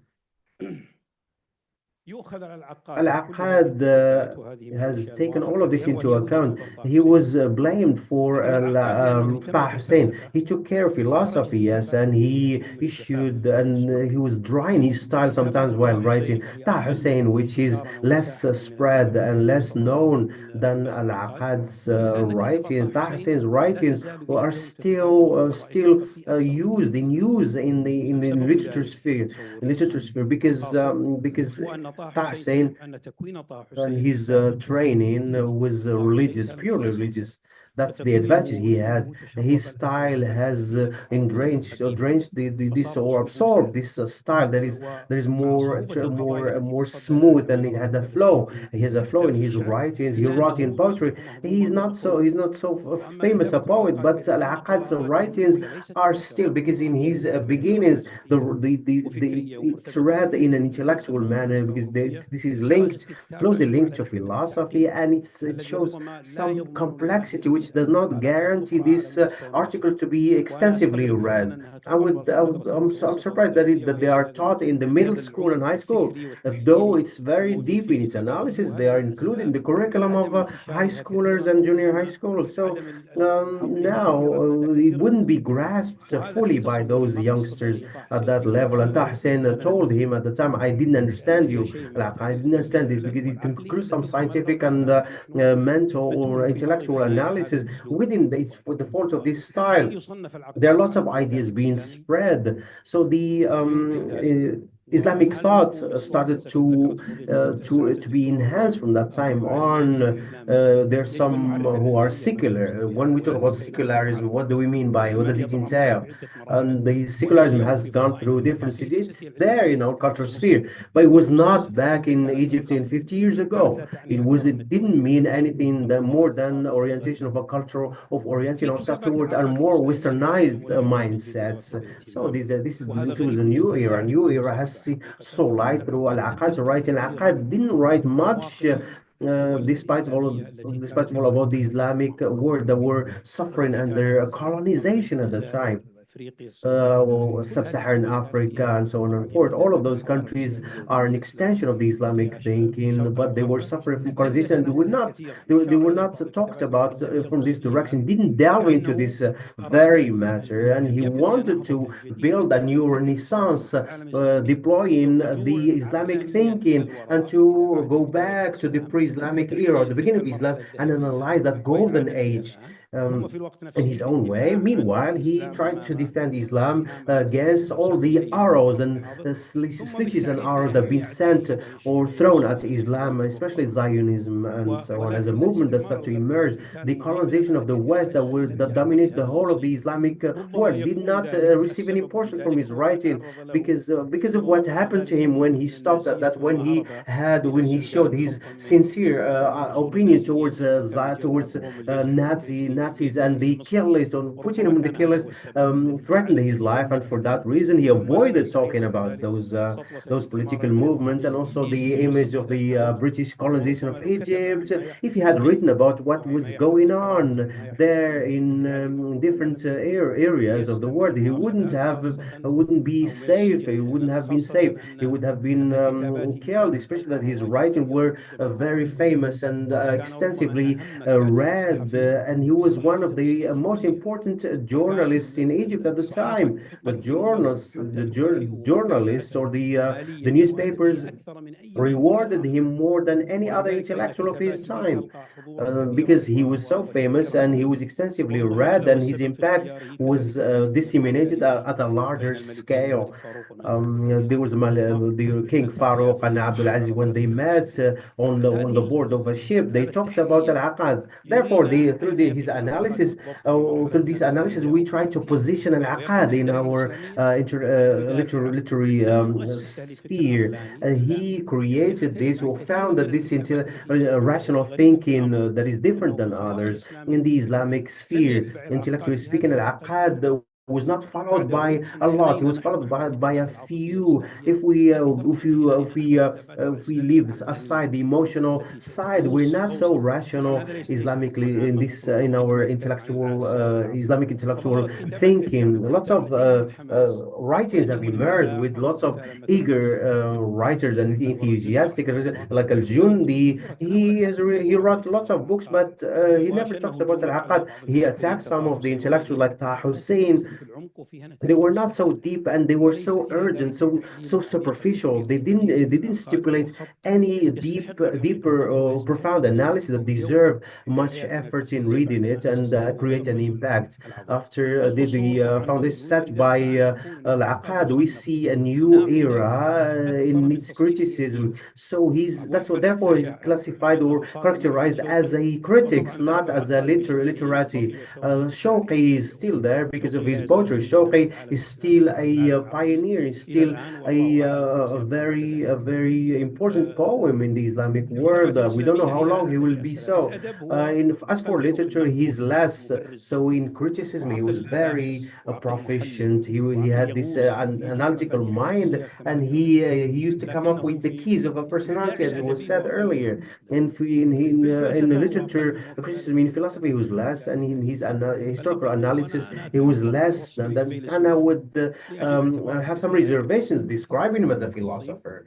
A philosopher is a word that entails lots of intellectual and mental balances and faculties, and he doesn't own any philosophical theory. Despite his writings about communism are philosophical, which are characterized by putting forth this criticism, but it takes another Islamic direction, and that's what sums it up. I've done this on purpose to cover this facet that was not covered during the previous presentation. And thank you very much for your attention. Thank you for the invite. Thank you for this commemoration of this great figure in the presence of this distinguished guest in this great institution, great organization. Peace be upon you, and thank you very much. لك جزيل الشكر دكتور Thank you أحمد very دياب. much, Ahmed Dubian, for Sid Ahmed Dubian, thank you very much. Thank you for everything you said about Al-Aqad, his intellectual work, and his productions as a whole. Sure enough, it has had impact on the Islamic world. The genius is the word that we keep in mind. When Al-Aqad is mentioned, we have to talk about the word genius. We may not talk about Al-Aqad without the stimulating environment that he lived in. As the doctor said, we may not scrutinize Al-Aqad without scrutinizing the society that surrounded him. When we mention Al-Aqad, we have to see who were his companions at the time, or his peers. There was Najib Mahfoud, Taha Hussein, Tawfiq al-Hakim, Ahmed Shawqi, and many other eminent and prominent literary figures at the time of his time. He didn't work in isolation, but he worked through different reactions, literary interactions and reactions that happened amongst those literati. So thank you very much, the invitees and distinguished guests. We have some prominent and some eminent professors who devote a portion of the time to Mr. Ambassador Tawfiq. Would you like to add something before the discussion takes place?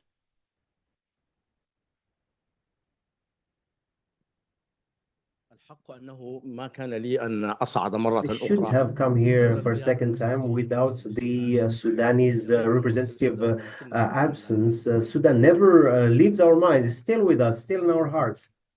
It's always there. This is a great country. No matter how it's described, it's still in our hearts, and it will be so. Dearly, talking about Sudan and the ties of Sudan with Al-Aqad, I'd sum it up in 2 minutes. Al-Aqad, he was closely related to Sudan, and he had ties with the intellects of Sudan. He talked about the genius of Omar in Sudan. He mentioned in the preamble of the book, in the introduction of the book, it talks about the scholars, Sudanese intellectuals, and the help they've shared with him through the books they had.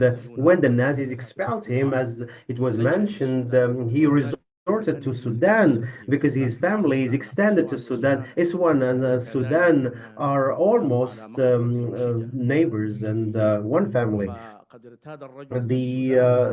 talking about Sudan, after he left Egypt, and he gave a lecture at the House of Culture with thousands and thousands of attendees of intellectual scholars and the general public. The House of Culture at the time was so thrilled and elated to receive this lecture about the concept of culture in 1943.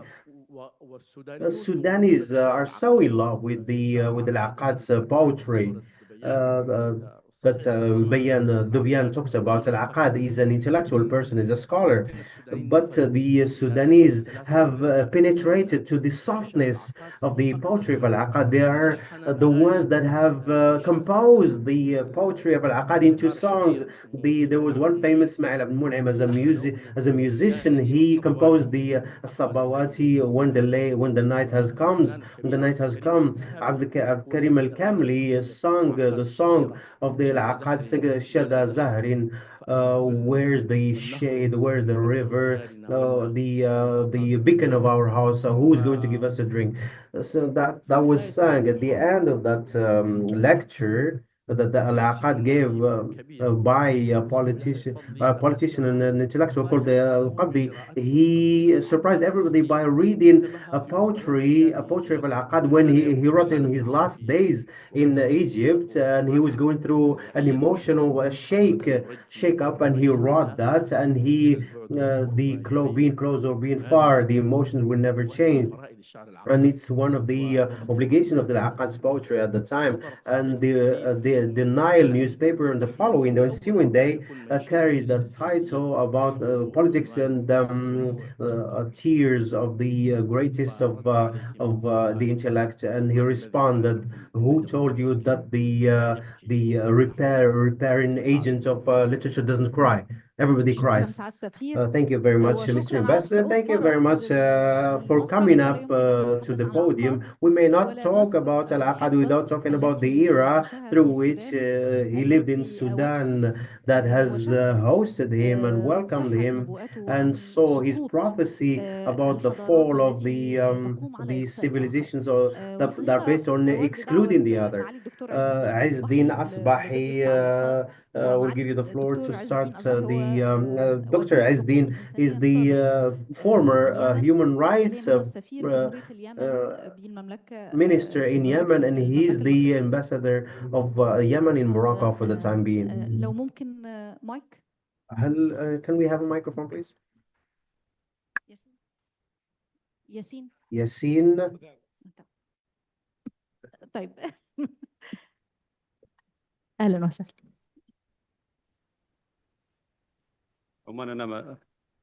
شكرا جزيلا وصباح الخير. Thank you very much. Good morning. This is a very successful morning, and thank you for the invitation. I'm not going to make any remarks, but I am attracted by talking about Al-Aqad. I was invited on this occasion, and I said, yes, I love this poet, and this would be an opportunity for me to shed some light on the life of Al-Aqad. Al-Aqad is a flagship for many generations. He wrote many books. He's a writer, but he's also a journalist. He wrote about many issues in journalism. In the 80s, we used to read the Egyptian literature, and in the reading, our readings, we used to study communism and humanism, written by Al-Aqad. And in the high school, we had to read that book, but after that, we had a lot of discussions, and at the end of the year, we had a lot of communist people coming out of the high school. After that, in our university studies, many of the Yemeni came back to their home and became leaders and leaders, communist leaders, and they were put into prisons, and they were called the victims of العقاد because they studied communism through العقاد. The style of Aqad was quite specific to him, and but he shed some light on something important, which is going back to the mind and how we need to be very logical in our analysis. Then one of the paradoxes also, especially for those who lived in Egypt, I lived in the New Cairo area, and we had a very famous avenue there called Abbas Mahmoud al-Aqad, where we find everything in terms of trades and in terms of crafts. He read some 70,000 books, as it is said, but he has never been married. He married the Arab language, in fact. Let me just quote something from his book, biographical book. He wrote a book called Ana, or Me, or I Am. And this man used to be very aggressive in his writings. I didn't like that at the time, but he was very proud of himself. Even in his biography, Ana, he said, Abbas al-Aqad, as I see in summary, is something quite different from any personality or the person people can see. Or this is a person who estranges me when I listen to him, when I hear him, even if I listen to people talking about him. I have never met him, and I would love to myself and say, the history will be made a victim of historians. Thank you very much. Thank you, Dr. Azdin Al-Asbahi, for this short intervention. And now we will open the floor for other speakers. We have with us Mr. Khalid Samadi, the head of the Moroccan Center for Researchers here in Rabat and Educational Surveys.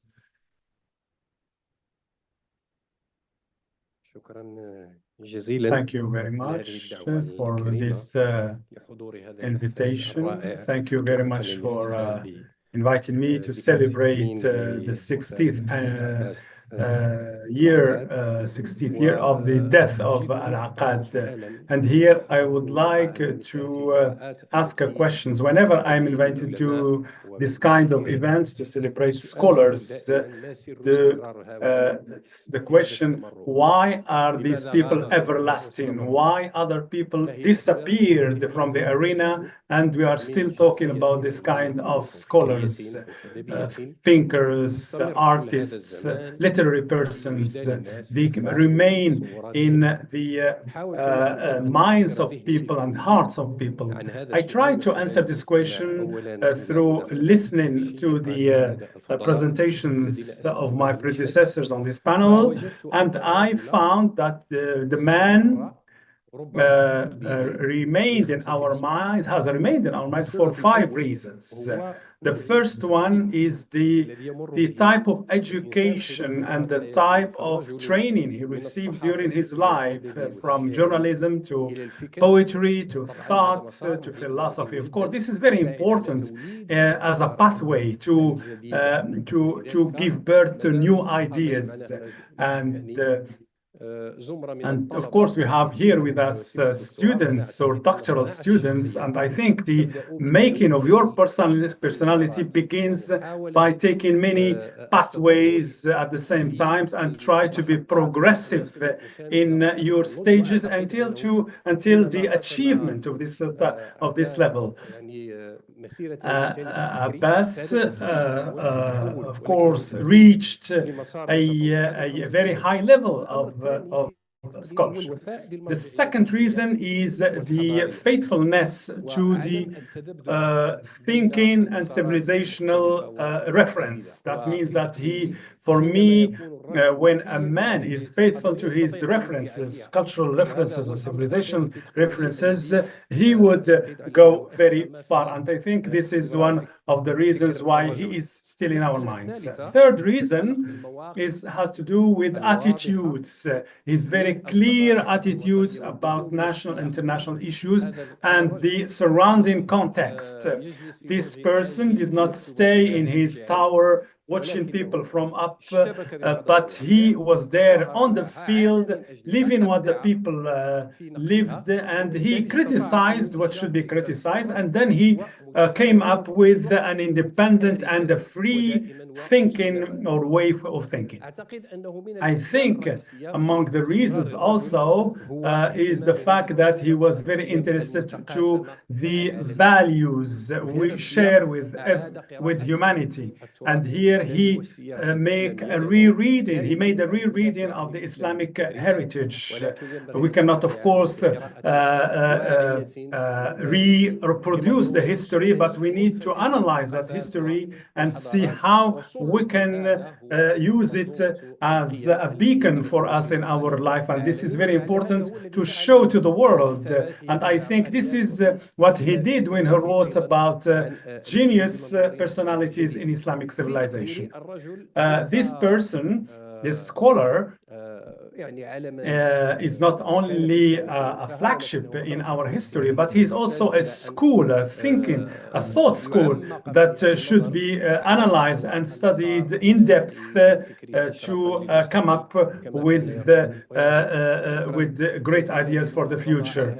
Thank you, ICESCO, for your invitation, and thank you for these thought saloons that you have been opening for us. Thank you very much. Thank you, Dr. Khalid Al-Samadi. And we have also among us an eminent personality. We have with us Ambassador Jumana Ghanaimat, who is not only the ambassador of Jordan to Morocco, but also used to be also a literary woman. And we are very tolerant with العقاد, though he is known as the enemy of women. But I don't know, as a woman here, moderator of this panel, is something that is meaningful for his history or not. But please go ahead, Excellency, Your Excellency. Hello, good morning. I would like first to thank ICESCO for this week of Arab language. And this, of course, consolidates its role among the many roles that it plays in this era. I would like to thank also ICESCO for choosing this eminent scholar, Islamic and Arab scholars, which is very paradoxical in a way, but we are proud of his legacy, and we are maybe if he had lived longer, he would have written more about many sciences. The attitude of Aqad against women is something very famous. He tried to hide his attitude. He was not courageous enough. He didn't dare talk about women, but he didn't show either a progressist stand regarding women. I noticed among the speakers today, and of course their ideas are very respectful, but I noticed that there is some contradiction in talking about this eminent scholar that we are celebrating today. That means that there is no one evaluation or appraisal of the legacy of Al-Aqad. I mean by this that some people said he's a thinker, some said he's a critic, some said critic, some said he's a poet. But for me, he's a self-made man came from the deep south of Egypt, and we are celebrating him today for all this. But let me just reiterate that he was not really a friend to women. Maybe that's because he didn't marry and he didn't know what women are. I have just a small remark about this point or issue, especially he was not a friend of women. This is a judgment, a generic judgment, or a biased judgment. He was described as a lover of one of his students, and he was about to marry that student. And I don't think that somebody who is very deep in his poetry and not love women. I think love should be part of his life, I think. Second issue, we were, of course, every one of us tried to circumvent one of the aspects of this personality.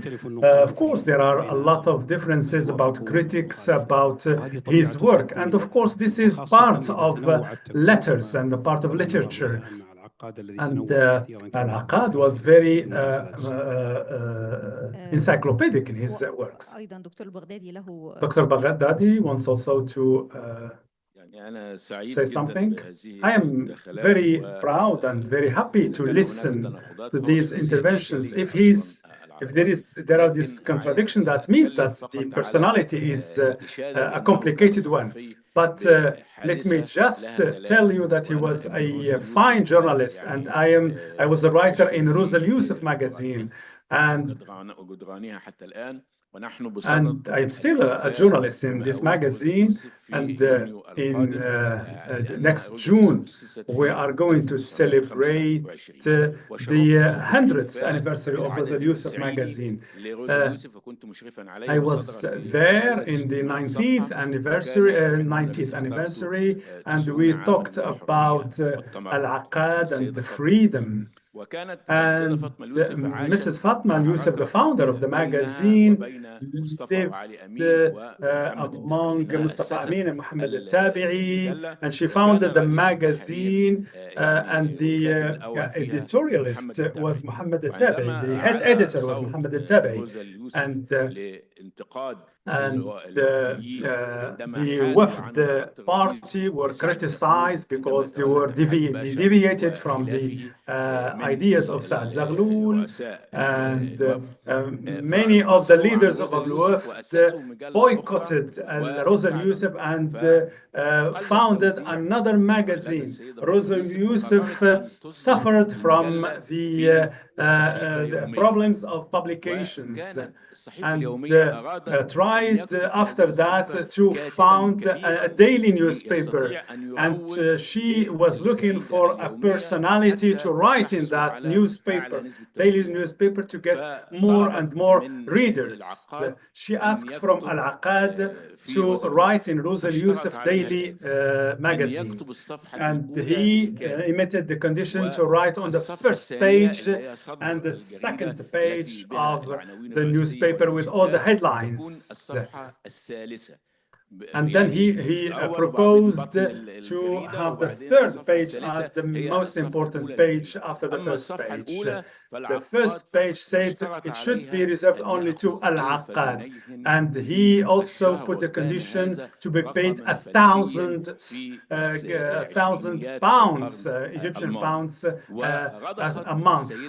She accepted his conditions, and the Aqad was given the best salary among all journalists at that time, and he wrote the full first page of Rosal Youssef daily magazine, daily newspaper. Thank you. Thank you very much for this remark, and thank you for mentioning Fatima Rosal Youssef, the flower of Arab journalism.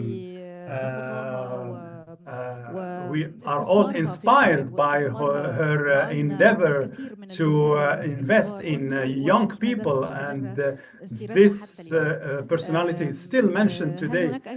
Are there any questions or remarks before closing? نأخذ سؤالين Let's قبل غلق الجلسة. take two questions.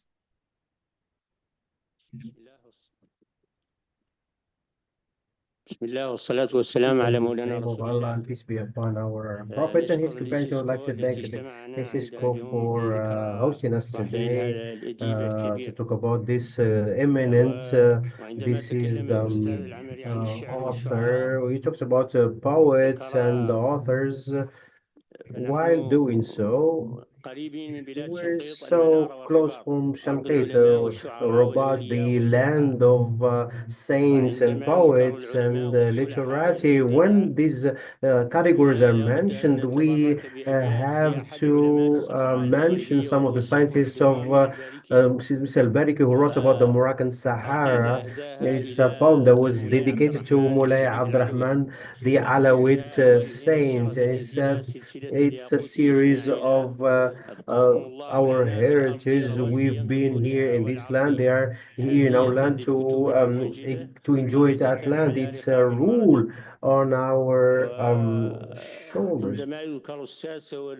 When we mention the intellectuals, we have to mention the loss of the humanity and Islamic world, the king of authors, who is Hassan II, who described by Shanqit's one of Shanqit's poetry. He was a pioneer leader of his time in strategies, politics, and science. One former minister of religious affairs in Mauritania told me that he attended in 1986 one of the Hassaniya lessons or religious sermons on Fridays in Ramadan. He talked about one of the signposts of the Moroccan, Mr. Shanqiti, in his book, the Al-Saud.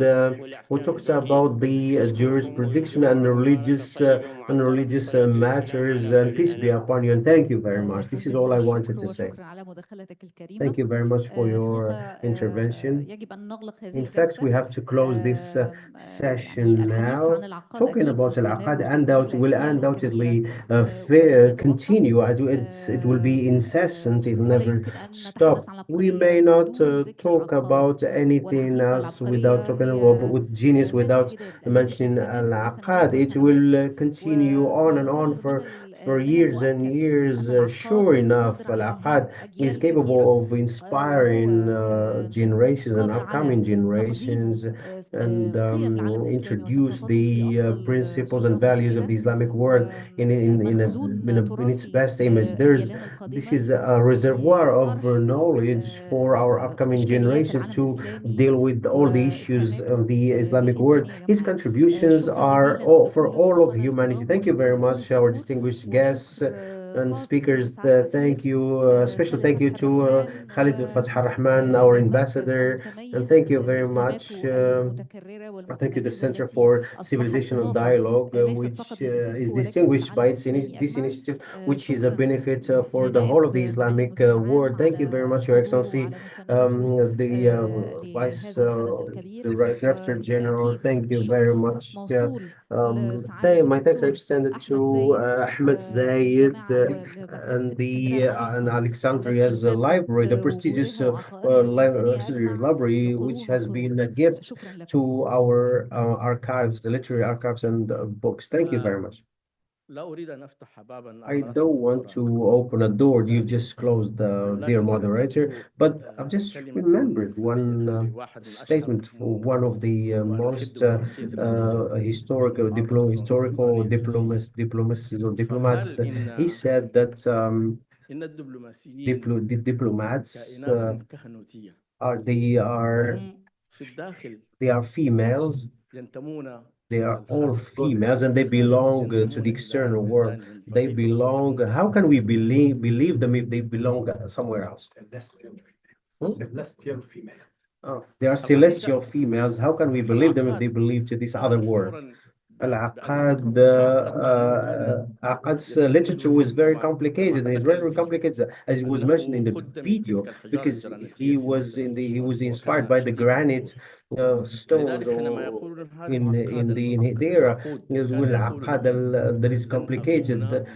I won't be a fan for the failed ones, for the lazy ones. So if you want to read Al-Aqad, you have to get ready to read them. As for the women's cases, so a man with 10 was written 10 volumes that contains 6,000 poems.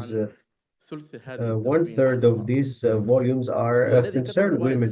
He wrote Sarah, a poem, which was to be directed to be a movie, to be turned into a movie, but it talks about psychological entities that can be difficult to express them cinematographically. That's why they stopped. And he wrote this tree which embodies a woman as a tree, with seeds, with roots, with branches, with leaves, and with fruits that it yields. That's how he described the woman. And he wrote Fatima and the Fatimite, and he talks about the Siddiq, the daughter of the Siddiq, the Siddiqa, the daughter of the Siddiq. All of them, all of these writings, he was interested in women, but women usually want more than what's there. I say it so dearly because my wife is here with us. I'm taking the risk and telling all of this. Thank you very much. We would like to celebrate this person, this figure, the eminent speakers who have participated with this. We'll give them certificates, not certificate to certify for them, but to certify their presence in this commemoration. Mr. Vice Director General, please come along to hand over the certificates. The first certificate will be given to Mr. Ahmed, Dr. Ahmed Zaid, the Alexandria's Library Director.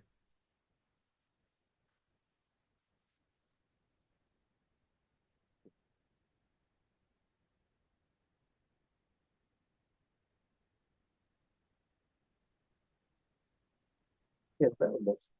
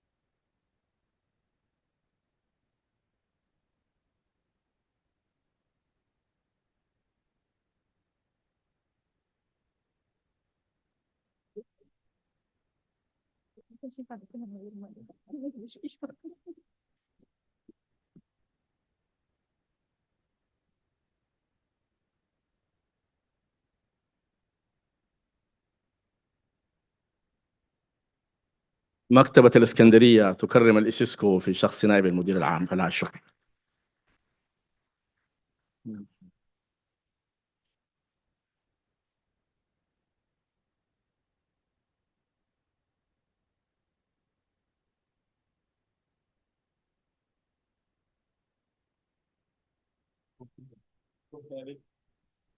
شكرا.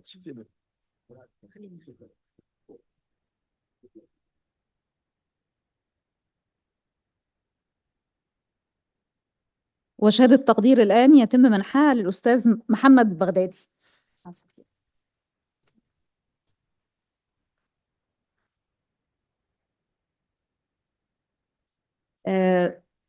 الشهادة الآن للدكتور أحمد الدبيان.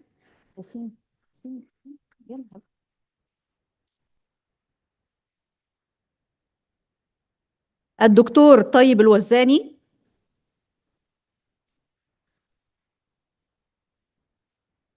الدكتور محمد بن علي العمري.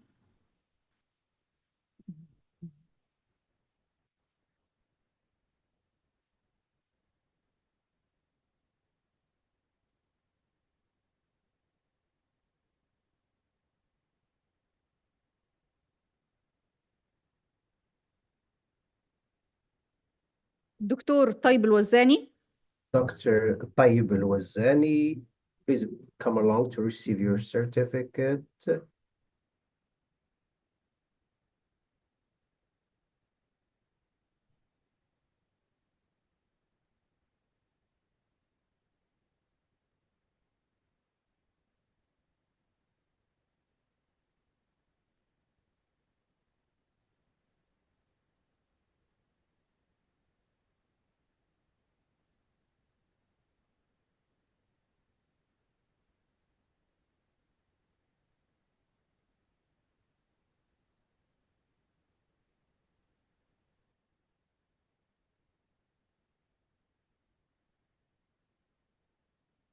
الآن سنختم جلستنا Now we'll ختاما عمليا wrap up this session practically, and we'll be signing a partnership between ICESCO and the Alexandria's Library.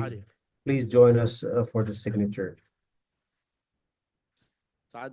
Your Excellency Ben Arafa will sign for ICESCO, and Mr.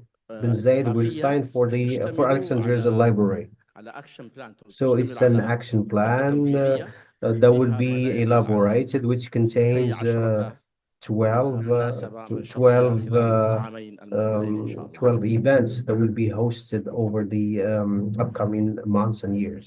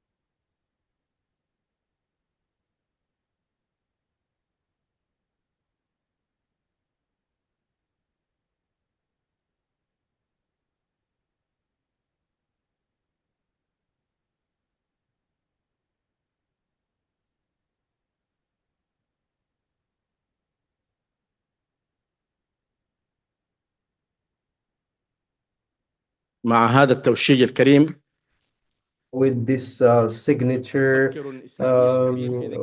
in this occasion of talking about Mu'abbas Mahmoud Al-Aqad in his 60th death anniversary, a happy Friday and great Friday to everybody.